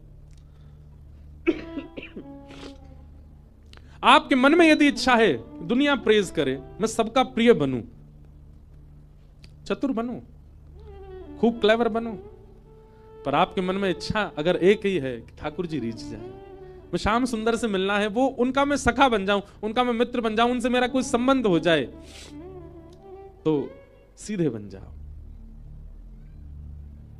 सीधे हो जाओ। ठाकुर जी को नदियां प्रिय हैं, कितनी सीधी होती हैं, कुछ भी डाल दो। हम लोगों ने क्या दुर्गति कर रखी है। यमुना जी, कल गंगा आरती में गया था परमार्थ, महाराज जी से रात्रि में चर्चा हुई, बैठ करके मैंने महाराज जी को अपनी एक वेदना बताई। मैंने कहा महाराज जी बोले आप तो ब्रजवासी हैं, आप तो अच्छे, तो मैंने कहा कल आएंगे महाराज जी कथा में। तो मैंने महाराज जी से कहा महाराज जी ब्रजवासी हैं, ब्रज में जन्म हुआ है, पर पिछले 10 सालों से मैंने भी यमुना जी का आचमन नहीं किया, हम कर ही नहीं सकते, ऐसा स्वरूप हो गया यमुना जी का। श्री कृष्ण को कौन प्रिय? नदियां प्रिय, सीधी हैं। हमने उनकी क्या स्थिति कर दी। नदियां कितनी सीधी होती हैं, सबको जल देती हैं। कभी आपसे कहती हैं एक कट्टी भर के ले जा रहे हो हमारे ऊपर से, देके तो जाओ हमको कुछ। गंगा जी कुछ कहती हैं? आप नहा करके अपने सबरे पाप धो जाओ, कपड़ा फेंक जाओ, गंगा जी सब स्वीकार कर लेंगे। कितनी बोली है। नदियां सीधी हैं इसलिए ठाकुर जी को प्रिय, वृक्ष सीधे हैं इसलिए ठाकुर जी को कुंज प्रिय, गैया सीधी है इसलिए ठाकुर जी गोपाल कहलाए, पृथ्वी सीधी है, सब चलते हैं, सब उछलते हैं, सब गंदा करते हैं इसको, फिर भी कुछ नहीं कहती, शांत रहती। हाँ, ये सब अपने संपूर्ण 100 वर्ष के यातनाओं का उत्तर एक ही बार में दे देते हैं।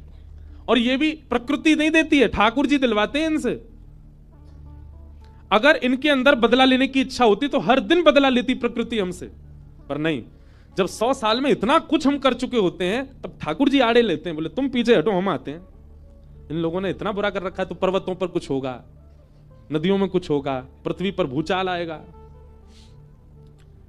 लेकिन ठाकुर जी का जिससे भी संबंध है, आप सबको उठा के देख लो, सब भोले हैं, सब सीधे हैं, सब शांत हैं, सब सरल हैं, सब निर्मल हैं। हम चाह रहे हैं हमसे ठाकुर जी संबंध हो, ठाकुर जी कह रहे हैं खुद को देख तो ले पहले, ऐसा दूषित है। सीधे बनो, सरल बनो। मन में भाव आता है, गंगा जी में स्नान करते हैं सब लोग, डुबकियां लगाते हैं, मांगते हैं गंगा जी से हमारे धन की पूर्ति हो जाए, हमारा व्यापार बढ़िया चल जाए, मेरा एग्जाम है मैं क्लियर हो जाऊं, मेरा विवाह होने वाला, पत्नी बढ़िया आवे, हमारे बालक जन्म ले रहे हैं, बढ़िया बालक हो, सब चीज मांगते हैं। पर पता नहीं क्यों मेरा मन होता है ये संसार मत मांगो, ये तो आपको मिलेगा, जो लिखा है सब मिल ही जाएगा, आपके कर्तव्यों से मिलेगा। आप गंगा जी से, आप देवताओं से, आप इन दैवी वस्तुओं से ये मांगो, एक डुबकी लगाओ, मैं सरल हो जाऊं, मैं सहज हो जाऊं, मेरे अंदर से चतुराई चली जाए, मुझे लोगों को देख करके ईर्ष्या होती है, मेरी ईर्ष्या दूर करो, मेरा क्रोध कम करो, मेरे अंदर कामुकता बहुत ज्यादा है, कम करो, अपने व्यवहार स्वभाव को बदलने की बात करो ना। वो तो कोई नहीं मांगता यहां पे। कभी किसी मनोकामना पूर्ण मंदिर में देखा किसी ने इस भाव से वो कपड़ा या नारियल बांधा है कि मेरा स्वभाव थोड़ा प्रिय हो जाए? कोई नहीं कहता। जो बदलना चाहिए, जो मांगना चाहिए देवताओं से, वो तो कभी नहीं मांगते हम। एक आप लोग अगर इधर जाएंगे ना, क्या कहते हैं, नैनीताल से ऊपर कमाऊ क्षेत्र, ये पौड़ी गढ़वाल है, वहां कमाऊ क्षेत्र में एक देवता हैं, उनका नाम गोलू देवता क्या नाम है? गोलू देवता। दर्शन किए मैंने उनके। गोलू देवता के मंदिर में आप जाओगे, दो ही चीज मिलेंगी आपको, एक तो पत्र और दूसरे घंटी। कम से कम लाखों करोड़ों की तादाद में वहां पत्र बंधे होंगे, लोग बाग उनके साथ हुई घटनाओं को लिख देते हैं, हमारे साथ इसने ऐसा किया, ऐसा किया, ऐसा किया, और ये बहुत बुरा हुआ, और फिर उसको वो पत्र को वहां टांगे आते हैं, तो गोलू देवता उसका न्याय करते हैं। अगर आप गलत हो गए तो आपको ही दंड मिलेगा, और यदि आपके संग किसी ने गलत किया तो उसको दंड मिलेगा, और आपकी मनोकामना पूरी हो जाती है। मतलब जिसका आपने नाम लिखा वो, उसको अगर दंड मिल जाता तो वहां घंटी चढ़ाते हैं लोग, गोलू देवता। ऐसा कहते हैं वहां के राजा थे वो न्याय देते थे सबको। जब राजा के प्राण जाने लगे तो फिर लोग बाग चिंतित हो गए, रोने लगे कि अब राजा चला गया, अब हमको न्याय कौन दिलाएगा। तो अपनी प्रजा के रुदन को देख करके राजा ने एक रूप धारण कर लिया देवता का। बोले मैं हमेशा अज्ञात रूप से यहां रहूंगा, आप सबको न्याय दिलाऊंगा।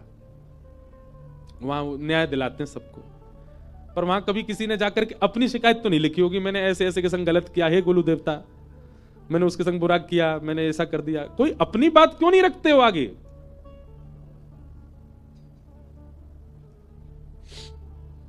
सीधे बन जाओ।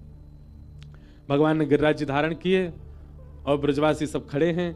7 दिन 7 रात्रि तक ठाकुर जी ने नक पर गिरिराज जी धारण करके रखे, और 7 दिन बाद जब इंद्र को पता चला कि ये परमात्मा है, अब इसमें भी विषय तो बहुत बड़ा है, आज हमको रुक्मिणी विवाह करना है, कि प्रश्न उठता है क्या इंद्र को भगवान ये नहीं पता चला कि ये भगवान है? 7 वर्ष का बालक 21 किलोमीटर लंबे चौड़े गिरिराज पर्वत को धारण करके खड़ा है, इंद्र को यह बात पता नहीं चली कि यह सामान्य बालक नहीं हो सकता?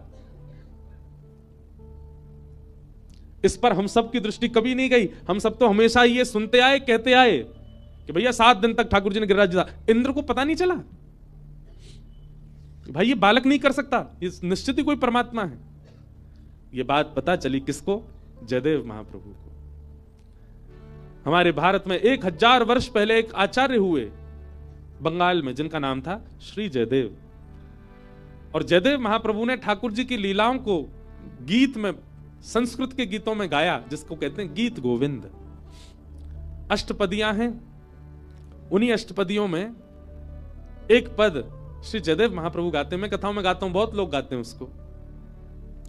उसी अष्टपदी के एक पंक्ति में श्री जयदेव महाप्रभु कहते हैं, ठाकुर जी आपने इतने बड़े गिरिराज जी उठाए, इंद्र को पता नहीं चला कि आप परमात्मा हो? भगवान जगन्नाथ जी बोले हां पता चला ही नहीं होगा। जयदेव महाप्रभु बोले ऐसा हो ही नहीं सकता। नन्हा सा बालक, 7 वर्ष का बालक कितना बड़ा होता? छोटा सा, और वो इतने बड़े गिरिराज पर्वत को लेके चलो, मान लीजिए एक आध घंटा खड़ा हो गया तो भी चलो, मान लिया कि कोई टोना होगा, कोई टोटका होगा, कोई देवता की शक्ति होगी। 7 दिन 7 रात्रि तक ऐसे ही खड़ा रहा। अरे वो बालक नहीं हो सकता। ब्रजवासियों को तो हम चल मानते हैं कि उनके अंदर प्रेम बहुत है, वो भोले बहुत हैं, उनको नहीं दिखा। पर इंद्र तो बुद्धिमान है, देवताओं का राजा, उसको यही नहीं पता चला कि ये परमात्मा नहीं है। भगवान बोले, इंद्र को पता ही नहीं चला होगा। जयदेव महाप्रभु बोले, पर मुझे तो दाल में कुछ और काला लग रहा है, तो तुम्हें क्या लग रहा है? तब जयदेव महाप्रभु लिखते हैं, अभिनव जलधार सुंदर धृत मंदर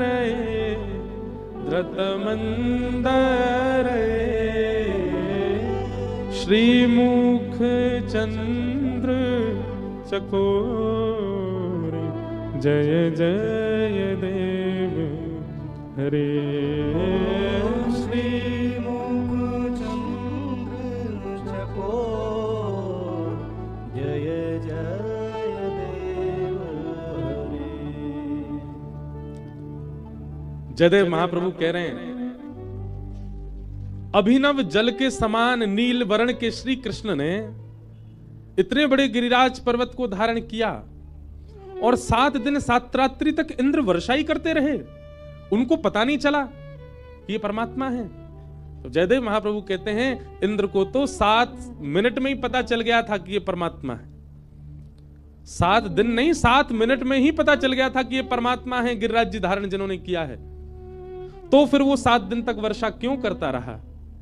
जयदेव महाप्रभु कहते हैं, बोले मुझे तो ऐसा लगता है जब ठाकुर जी ने गिरिराज जी उठाए तो सब ब्रजवासियों ने ठाकुर जी को घेर लिया और ठाकुर जी के श्री स्वरूप के सामने, बिल्कुल नेत्रों के सामने वृषभानु नंदिनी श्री किशोरी जी खड़ी हैं।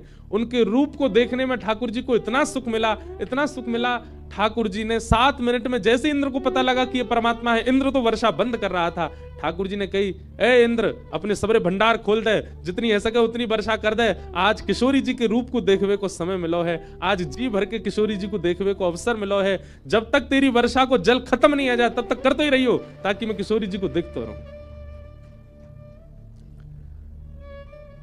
प्रश्न हुआ, क्या ठाकुर जी 7 दिन में रीझ गए, बस किशोरी जी को 7 ही दिन तक देख पाए? क्या इतना ही रूप लावण्य था किशोरी जी का कि 7 दिन में ठाकुर जी का मन भर गया? नहीं, ठाकुर जी को मन ना भरो तो इंद्र को भंडार खत्म है गो। इंद्र के पास जलाशय खत्म हो गया। ठाकुर जी तो अभी भी यूं ही खड़े। थोड़ी देर बाद सब ब्रजवासी अब लाला अब जा गिरिराज जी नीचे धर दे। क्यों? काहे को? वर्षा बंद है गई अब बाहर। ठाकुर जी ने भ्रगुटी टेढ़ी कर गई तो समझ में नहीं आई, तो मैंने कही खूब सही हो। इंद्र बोलो, जय जय, जितनो एक सांबर तक में बरसानो चाहिए उतनो पूरा बरसा दियो मैंने, मुंह पे खत्म है को, जले ही ना है बच्चों। तब 7 दिन बाद ठाकुर जी ने गिरिराज जी नीचे धरे। ये भेद किसने खोला? जयदेव महाप्रभु। इसलिए श्री राधे जू की कृपा से मैंने गिरिवर लियो उठा, किशोरी जी की कृपा से मैंने गिरिराज जी उठाए। बोलो गिरिराज धरण की, श्याम सुंदर श्री यमुने महारानी की, गोवर्धन नाथ की, गिरधर लाल प्यारे की, पूछरी के लौटा की, हुप हुप प्यारे। क्या बात है वंशी वारे। ठाकुर जी ने गिरिराज जी धारण किए। ऐसे गिरवर धारण की लीला सुनाई। अब आगे रासपंच अध्याय का प्रसंग आया। भगवान ने गोपियों के संग रास किया। अब विस्तार में ज्यादा नहीं करूंगा, पर थोड़ा सा भाव कहूं। मैं हर कथा में ही कहता हूं, रस और रास ये 2 शब्द हैं। रस का अभिप्राय होता है, बहुत ध्यान से सुनिएगा, रस का अभिप्राय होता है आप भगवत मिलन की इच्छा रखते हो, वो रस है। पर ठाकुर जी आपसे मिलन की जब इच्छा रखते हैं वही रास है। हम स्वयं का निर्माण ऐसा करें, स्वयं की भक्ति ऐसी करें, स्वयं का भजन ऐसा करें, स्वयं का जीवन ऐसा बना लें कि ठाकुर जी इच्छा रखें मुंह से मिलवे की, वही रास है। आज रास का प्रसंग आया। गोपियां अब उस स्थिति में आ चुकी हैं, ठाकुर जी उनसे मिलने का मन बना रहे हैं। भगवान पिता रात्रि शरदोत्फुल्ल मल्लिका विक्षरंतुम मनश्चक्रे योग मायाम उपाश्रित। स्पष्ट लिखा है रास पंचाध्यायी में, गोपियों ने ठाकुर जी के संग रास करने का मन बनाया, ये एक पक्षीय बात है। पर यहां स्पष्ट श्री शुकाचार्य जी कहते हैं भगवान पिता रात्रि शरदोत्फुल्ल मल्लिका विक्षरंतुम मनश्चक्रे, ठाकुर जी ने मन बनाया गोपियों के संग रास करने का। ये बहुत ऊंची बात है, इसको सामान्यतया सुन रहे हो इसलिए सामान्य लग रही है आपको। आप बद्रीनाथ जाने का मन बनाओ, समझ में आता है, पर बद्रीनाथ जी आपके घर आवे को मन बनाए, ये विशेष बात है कि नहीं? आप वृंदावन जाओ, एक बात है, पर अब देखो एक और बात समझो। आप गंगा जी के पास आओ, ये रस है, और गंगा जी आपके पास आ जाएं, ये रास है। ये रास किसके साथ हुआ? भगीरथ जी के साथ हुआ। भगीरथ जी के बुलावे पर, उनकी पीढ़ियों के आवाहन पर श्री गंगा जी जहां जहां से भगीरथ जी लेके गए, तहां तहां से गंगा जी चलती चली गई, उनके साथ रास हुआ। हम लोग केवल रस का अनुभव कर पाते हैं, हमारे साथ रास नहीं हुआ है। रास का मतलब है कि हमसे प्रसन्न हो गए ठाकुर जी और हम पर कृपा करके हमारे पास आ गए, तब रास समझो। रास का अनुभव कैसे कर सकते हो आप? मैं बताता हूं कथा में कि जब भी वृंदावन जाओ पहले से ही कुछ विचार करके जाओ। वृंदावन जाएंगे तो मौसम ऐसा होगा, वृंदावन जाएंगे तो वायु ऐसी बह रही होगी, वृंदावन जाएंगे तो श्री बिहारी जी के दर्शन करने जाएंगे, वहां ऐसी भीड़ होगी, लोगों के मुख से ऐसे नाम प्रकट हो रहे होंगे। और श्री वृंदावन बिहारी जी का जब हम दर्शन करेंगे तो बिहारी जी की पोशाक ऐसी होगी, बिहारी जी के वस्त्र ऐसे होंगे, बिहारी जी का श्रृंगार मुकुट ऐसा होगा। वृंदावन में हमको ये पाने को मिलेगा, हम स्वयं नहीं जाएंगे पाने, कोई हमको दे जाएगा कि लो ये पालो। ऐसा ऐसा आपने कुछ विचार कर लिया, और वो सब विचार किया जो एक प्रकार से असंभव जैसा है, जो आपको पता ही नहीं है, वो आपने विचार कर लिया। अब जब आप वृंदावन गए और वहां आपकी विचार की हुई वस्तुएं मैच होने लग जाएं, तो समझ जाना आपके संग रास हुआ है, आपके संग रास हो रहा है। रस और रास, रस में प्रयास आप करते हैं और रास में प्रयास ठाकुर जी करते हैं। यही है रस में और रास में अंतर। स्वयं को हम ऐसा बना लें कि ठाकुर जी प्रयास करें हमारे पास आवे को, हमसे मिलवे को, वो रास। गोपियों ने अपना ऐसा निर्माण किया, सब गोपियां आनंदित हो गईं। भगवान ने जैसी वंशी का नाद किया, कृष्ण प्रेम में उन्मुक्त गोपियों को वह स्वर सुनाई देने लगा, और स्वर भी नहीं सुनाई दिया, स्वर में शब्द सुनाई दिया, चल गोपी जल्दी आ, मैं तेरी प्रतीक्षा कर रहा हूं।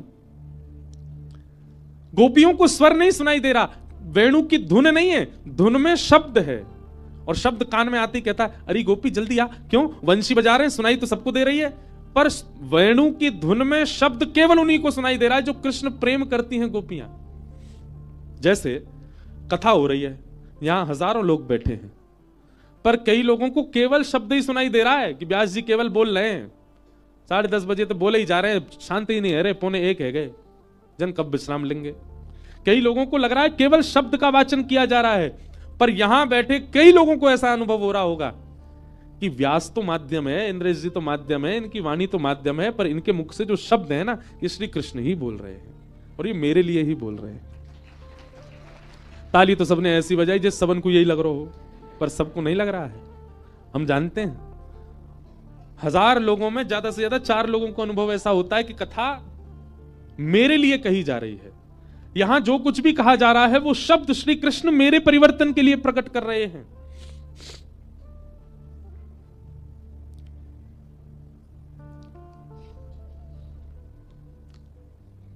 और जब ऐसा अनुभव होने लग जाए, व्यास तो माध्यम है, जैसे ये माइक माध्यम है मेरी बात को आप तक पहुंचाने का, ऐसे ही आपको मैं माइक लगूं और ये लगे ये पीछे जो खड़े बोल यही रहे, समझ जाओ अब रास हो रहा है, अब रास का अनुभव है।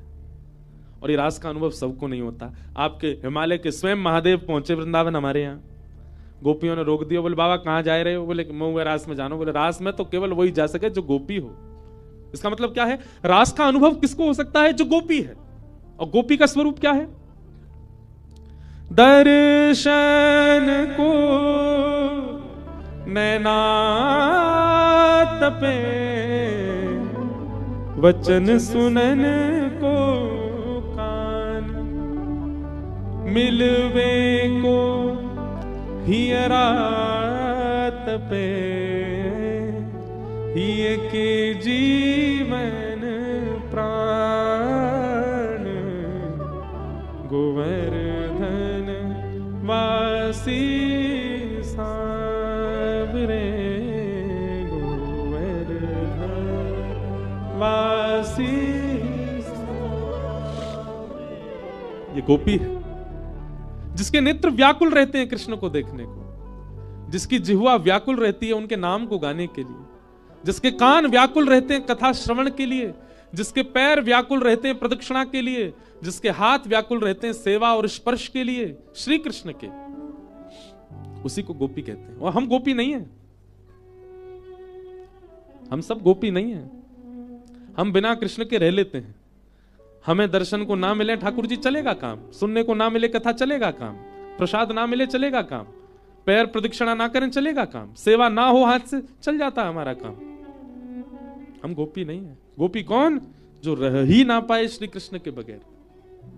सर्वांगीण इंद्रियों में केवल एक रस जाता है और वो रस है श्री कृष्ण, वो है गोपी।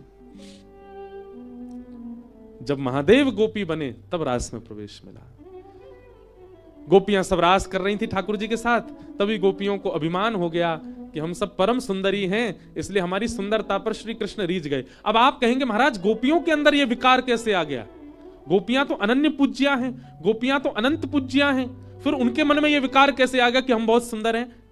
और जब यह विकार उनके भीतर था तो फिर ठाकुर जी ने उनके संग रास क्यों किया? बंधुओं, कई लीलाएं मुझे और आप सबको समझाने के लिए होती हैं। ये गोपियों के अंदर मान आना कि हम बहुत सुंदर हैं, ये इसलिए हुआ कि हम आप सब समझें। कई बार हमारी सेवा से हमारी इच्छा यह होती है कि ठाकुर जी प्रकट हो जाएं। मैं एक बात कथा में बता रहा था कि एक बार मैं और मेरे लाल जी, हम दोनों विदेश, अकेले मैं और लाल जी और कोई नहीं। विदेश जाना हमको वैसे प्रिय नहीं, पर इसलिए प्रिय क्योंकि मैं और लाल जी अकेले जाते हैं। सेवा बहुत बढ़ जाती है पर हम ही करते हैं, हमारी गोद में ही बैठते हैं। अब यहाँ तो सब लोग हैं, सब सेवा करते हैं। अब हम कथा करते हैं, लाल जी यहाँ से वहां भी आ जाते हैं, कई बार सब होता है। पर विदेशों में तो यह है कि लाला खावे को भी मेरे हाथ थे, सोवे को भी मेरे हाथ थे, उठे को भी मेरे हाथ थे, श्रृंगार भी मेरे हाथ थे, जाए को मेरे हाथ थे। और फ्लाइट में हम जाते हैं तो हमारा एक अद्भुत है, ठाकुर जी की एक ऐसी बनी हुई है, यहीं बैठ जाते हैं छाती में ही। उसमें एक बड़ी झीनी सी एक जाली है, उसमें से ठाकुर जी देखते रहते हैं बाहर, और ऐसे हम धीरे से ऐसे पटका से ढक लेते हैं तो लाल जी पता ही नहीं चलता किसी को कि यहीं बैठे हैं। तो विदेश यात्रा में ये सुख रहता है, लाल जी संग ही रहते हैं। तो एक बार हम जा रहे थे, रात्रि का समय, सब सो रहे हैं हवाई जहाज में, मैं और लाल जी दोनों बैठे। थोड़ी देर बाद पता नहीं एक मन में भाव आया, मैं लाल जी आप ऐसे ही रहते हो हमेशा, हाथ पांव दुख जाते होंगे आपके, या हाथ नीचे कर ले, और मैं कोई तो ना कहूंगा, चिंता मत करो, मैं कोई ना बताऊंगा। आज तो कोई देख भी ना रहो आपको, मैंने इतनी सेवा करी आपकी, न एक तो प्रसन्नता दिखाए दो कि आपने हाथ नीचे कर लिया, फिर ऊपर कर लियो, एक क्षण नीचे करके फिर ऊपर कर लियो, बिल्कुल सहज हो जाओ। जैसे एक प्रेम करने वाला दूसरे प्रेम करने वाले से कहता है कि तुम सहज हो जाओ, अब मैं केवल तुम्हारा हूं, तुम चाहे मुझसे जो कहो, चाहे मुझे जो बोलो, वैसे ही मैं ठाकुर जी से बोला कि अब आप सहज है जाओ। बहुत देर लीला चली, थोड़ी देर मैंने आंख बंद करी, अच्छा मैं ठाकुर जी 10 तक गिनती गिनना है, हाथ नीचे कर लियो एक बार, और 10 गिन के जैसे आंख खोलूंगा एक बार ये हाथ यूं दिखाई दियो, फिर ऊपर कर लियो, कोई से नहीं कहूंगा। खूब हाजी हजूरी कर ली, खूब पाम पूज लिए, खूब प्रार्थना कर ली, खूब बात कर ली, ठाकुर जी ने हाथ नीचे नहीं किया। ठाकुर जी को बगल में सिंहासन वह में पौड़ा दिए, आंख बंद करके जैसे मैं थोड़ी देर लेटा, अपने आप ही अंदर से ऐसा स्वर आया, ऐसी एक मतलब अपने आप मेरा ही स्वर था, मेरी ही भावना थी, पर अंदर से ऐसी भावना आई मानो ठाकुर जी यूं कह रहे हैं, मैंने अगर हाथ नीचे कर दिया तो सबसे पहले कथा में जाके सुनावे को सबन को, मेरे लाला ने हाथ नीचे किया। अच्छा, हाथ नीचे करवे से कोई दिक्कत नहीं है, पर ठाकुर जी को हाथ नीचे करने में, चलने में, फिरने में, उछलने में कोई दिक्कत नहीं है। ठाकुर जी को केवल एक चीज से दिक्कत है, मैं आपको बता भी दूं उससे भी ठाकुर जी को कोई दिक्कत नहीं है। ठाकुर जी को दिक्कत यह है कि मैंने आके आगे हाथ नीचे कर लियो, या बात को कहीं आपको अभिमान नहीं है जाए कि देखो मेरी भक्ति से मेरे लाला ने हाथ नीचे किया। ठाकुर जी को इस बात की चिंता रहती है कि अगर मैं कहीं असहज भयो तो कहीं मेरे अर्चक को मान नहीं है जाए। मेरी भक्ति की पराकाष्ठा देखो, ठाकुर जी ने हाथ सीधे कर ली। यही बात रास में समझा रहे हैं। गोपियों के संग रास करते करते करते करते गोपियों को जब ये मान हुआ कि हम बहुत सुंदरी हैं, ठाकुर जी ने मानो हम सबको संकेत किया, मैं इसीलिए सहज नहीं होता क्योंकि मेरे सहज होते ही अर्चक को ये मान हो जाता है कि वो कुछ है।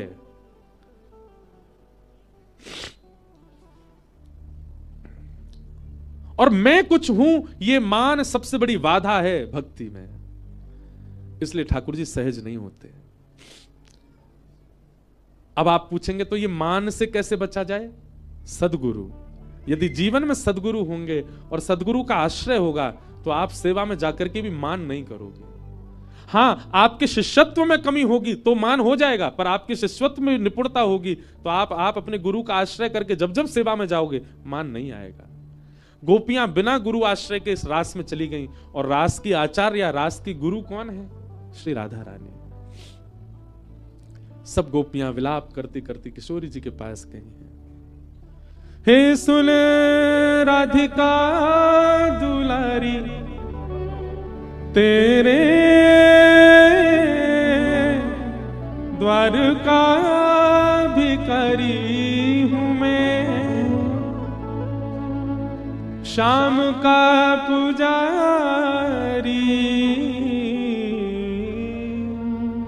पीड़ा है हमारी हमें श्याम ना मिला, हमें श्याम ना मिला, हमें श्याम ना मिला, हमें श्याम ना मिला।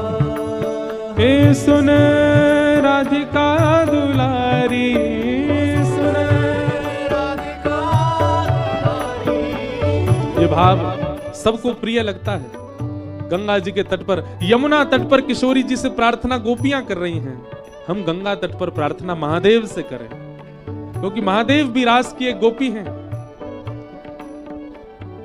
हम भी प्रार्थना करें, और ये प्रार्थना नेत्र बंद करके हो, चित्त में श्यामा श्याम का स्मरण करके हो।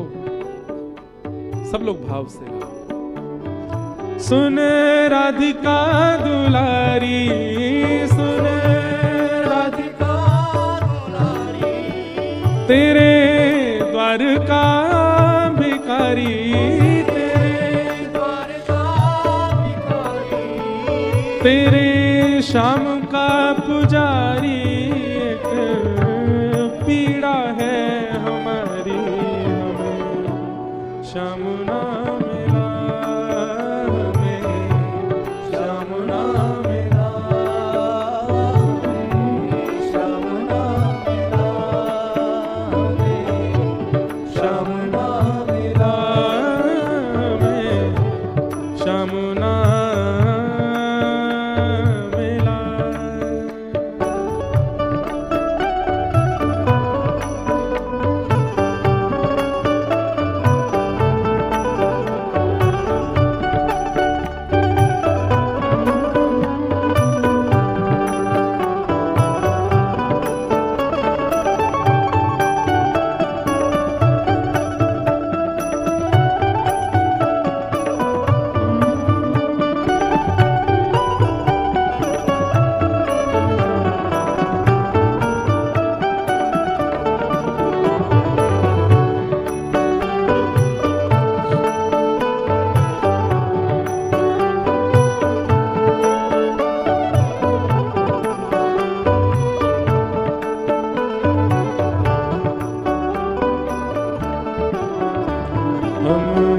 सोचते थे कान्हा कहीं गुलजल में होगा, सोचते थे कान्हा कहीं गुलजल में होगा, हम सोचते थे कान्हा कहीं गुलजल में होगा, सोचते थे कान्हा कहीं हो अभी तो मिलन का हमने सुख नहीं भोगा, अभी तो मिलन का हमने सुख नहीं भोगा, अभी तो मिलन का हमने सुख नहीं भोगा, अभी तो मिलन का हमने सुख नहीं भोगा। सुन के प्रेम की परिभाषा, प्रेम की परिभाषा, मन में बंधी थी जो आशा, मन में बंधी थी आशा, आशा हुई रे निराशा, झूठी दे गया दिलाशा, हमें श्याम ना मिला, हमें श्याम ना मिला, हमें श्याम ना मिला, हमें श्याम ना मिला। हे सुन राधिका दुलारी, सुन तेरे द्वार का भिखारी, तेरे द्वार का भिखारी, तेरे शाम का पुजारी, एक पीड़ा है हमारी, श्याम ना मिला, हमें श्याम ना मिला, हमें श्याम ना मिला, श्याम ना मिला। ओ हमें श्याम ना मिला, हमें श्याम ना मिला, हमें श्याम ना मिला, श्याम ना मिला। ओ हमें श्याम ना मिला, हमें श्याम ना मिला।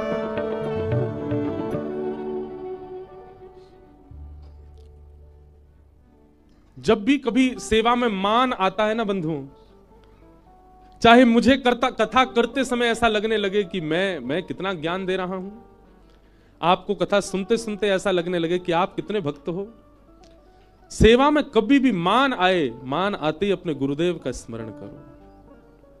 हमारे गुरु का भजन, गुरु का मंत्र, गुरु परंपरा उस मान को नष्ट करती है। गुरु का स्मरण हर समय करना चाहिए, पर जब मान आवे चित्त में, मान आने से ठाकुर जी तो दूर चले जाते हैं, तो उनका स्मरण कैसे करोगे? पर गुरु नहीं जाते, इसलिए गुरु स्मरण करो। गोपियों ने आचार्य गुरु स्वरूपा श्री किशोरी जी की शरण ली, और तब किशोरी जी की कृपा से गोपियों ने गोपी गीत गाया। जयति तेधिकम जन्मना ब्रजः श्रयत इंदिरा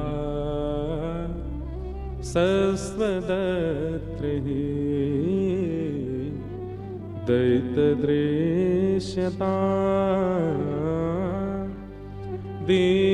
दीक्षुतावक स्त्वयि धृता सब स्वाम विचिन्वते। गोपियों के द्वारा गोपी गीत गाया, सब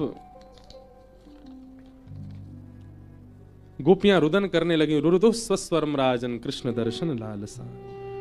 कृष्ण दर्शन की लालसा से जब गोपियों ने रुदन करना प्रारंभ किया, उन सब के भाव से ताशामा बिरभूत सौरी स्मयमाय मुखाम्भुज पीताम्बर धरश रघवी साक्षान मनमथ मनमथ। ठाकुर जी वहीं प्रकट हो गए। बोलो रास रासेश्वर भगवान की। गोपियों के साथ ठाकुर जी ने महारास किया। पहले रास हुआ था, अब महारास। इसके दो अर्थ हैं। बिना गुरु के जब आप भाव में प्रवेश करते हैं तो रास होता है, पर जब गुरु कृपा से भाव में प्रवेश करते हैं तो मान नहीं आएगा, इसलिए महारास होगा। रास का एक समय होता है, अवधि होती है, वो उतनी अवधि में विश्राम हो जाएगा, पर महारास विश्राम नहीं होता, महारास तो चलता रहता है। मीराबाई के साथ रास प्रारंभ हुआ था, पर जब गुरु जीवन में आ गए तो महारास चला अंतिम श्वास तक। आप सबके जीवन में निश्चित है रास प्रारंभ हो चुका होगा, पर अब महारास होना चाहिए। महारास कभी विराम नहीं लेता, रास का तो विश्राम हो जाता है। बहुत विस्तार है, अब मैं कहां तक उस भाव में प्रवेश करूं। हम बस प्रणाम मात्र करते हैं। ठाकुर जी ने महारास किया और महारास में महादेव पधारे, सबको हम वंदन करते हैं। अब हम कथाक्रम को जल्दी ठाकुर जी के विवाह की ओर ले चलें। अभी कहां कथा थी, वृंदावन में तो कथा थी, मां तो हमने ठाकुर जी को विवाह किया ही नहीं। कथा में इतना, रास में और गोवर्धन लीला में इतने व्यस्त होते चले गए कि ठाकुर जी की ब्रज से गमन लीला हमने सुनाई ही नहीं, ब्याह हुआ ही नहीं। कैसे ब्याह किया? ठाकुर जी को रुक्मणी जी से ब्याह हुआ, बस इतना ही ब्याह का प्रसंग हुआ। पर हमारे सब भाई लोग लाल लाल पगड़ी पहन के बार बार दिखा रहे हैं, बोले ब्याह करो। पहले तैयार है के बैठ गए। हमारी क्या है, स्थिति ऐसी हो गई है कि अगर हमारा मन लग जाता है ना तो फिर हम एक ही विषय पे ही रहते हैं। आज हमारा मन बहुत बार लग रहा था, बार बार हटा रहा था। पहले तो गीता जी में ही लग गया, तो आज गीता प्रवचन ही हो जाता। फिर गोवर्धन लीला में लग गया, फिर उसके बाद निकाल के रास में अब रास में लग गया। अब ले जा रहे हैं रुक्मणी विवाह। रुक्मणी विवाह ठाकुर जी का करना है। बीच में बड़े करुण और बड़े भाव में प्रसंग हैं जिनको मैं कभी कभी कथाओं में स्पर्श करता हूं, इसलिए उनको केवल प्रणाम मात्र करता हूं। भगवान व्रत छोड़ करके मथुरा गए। मथुरा जाकर के ठाकुर जी ने कंस का वध किया। कंस वध के उपरांत भगवान ने उग्रसेन को राजा बनाया। उद्धव जी महाराज को व्रज में गोपियों के पास भेजा और जरासंध ने मथुरा के ऊपर चढ़ाई की। भगवान ने 17 बार जरासंध को हरा दिया। 18वीं बार मथुरा में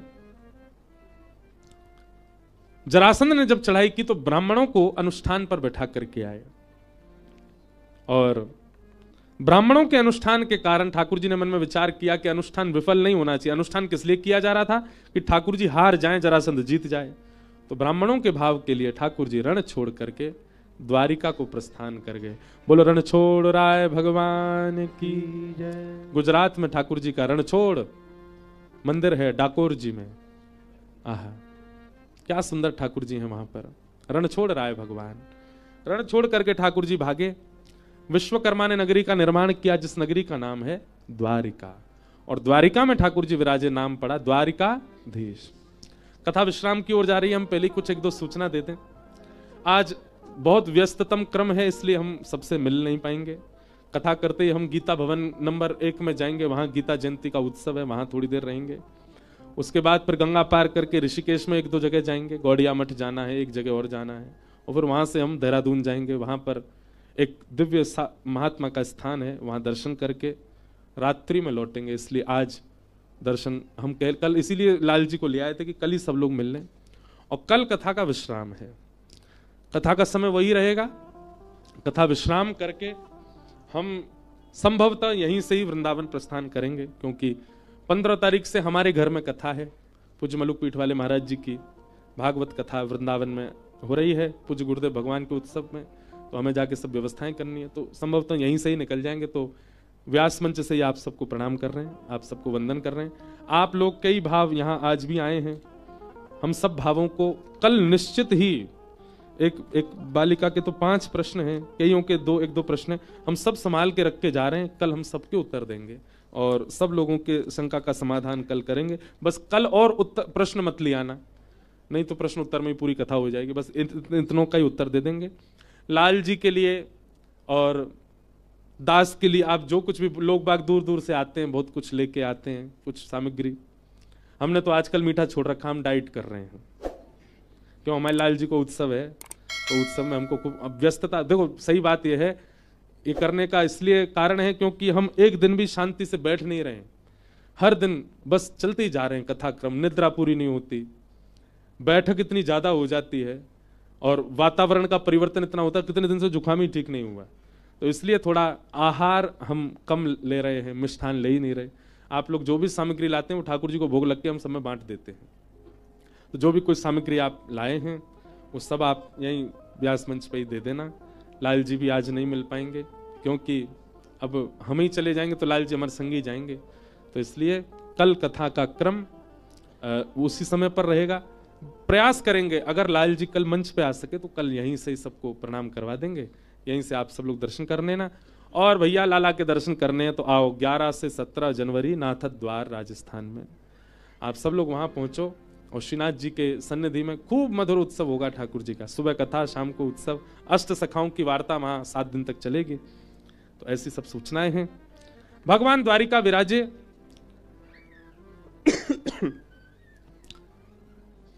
रेवती का विवाह बलराम जी के साथ हुआ और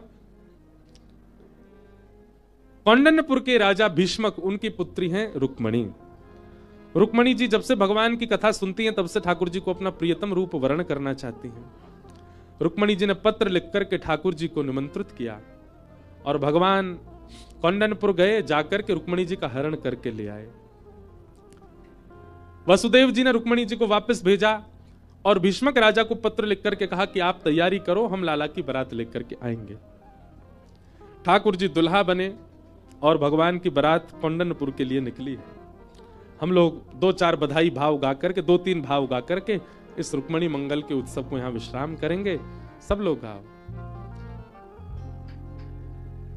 हो मैंने मेहंदी लगाई रे कृष्ण नाम की, मैंने मेहंदी लगाई रे कृष्ण नाम की, हो मैंने मेहंदी लगाई रे कृष्ण नाम की, ओ मैंने मेहंदी लगाई रे कृष्ण नाम की, हो मैंने बिंदिया सजाई रे कृष्ण नाम की, ओ मैंने बिंदिया सजाई रे कृष्ण नाम की, मेरे नैनों में गोकुल वृंदावन, मेरे नैनों में गोकुल वृंदावन, गाओ सब लोग।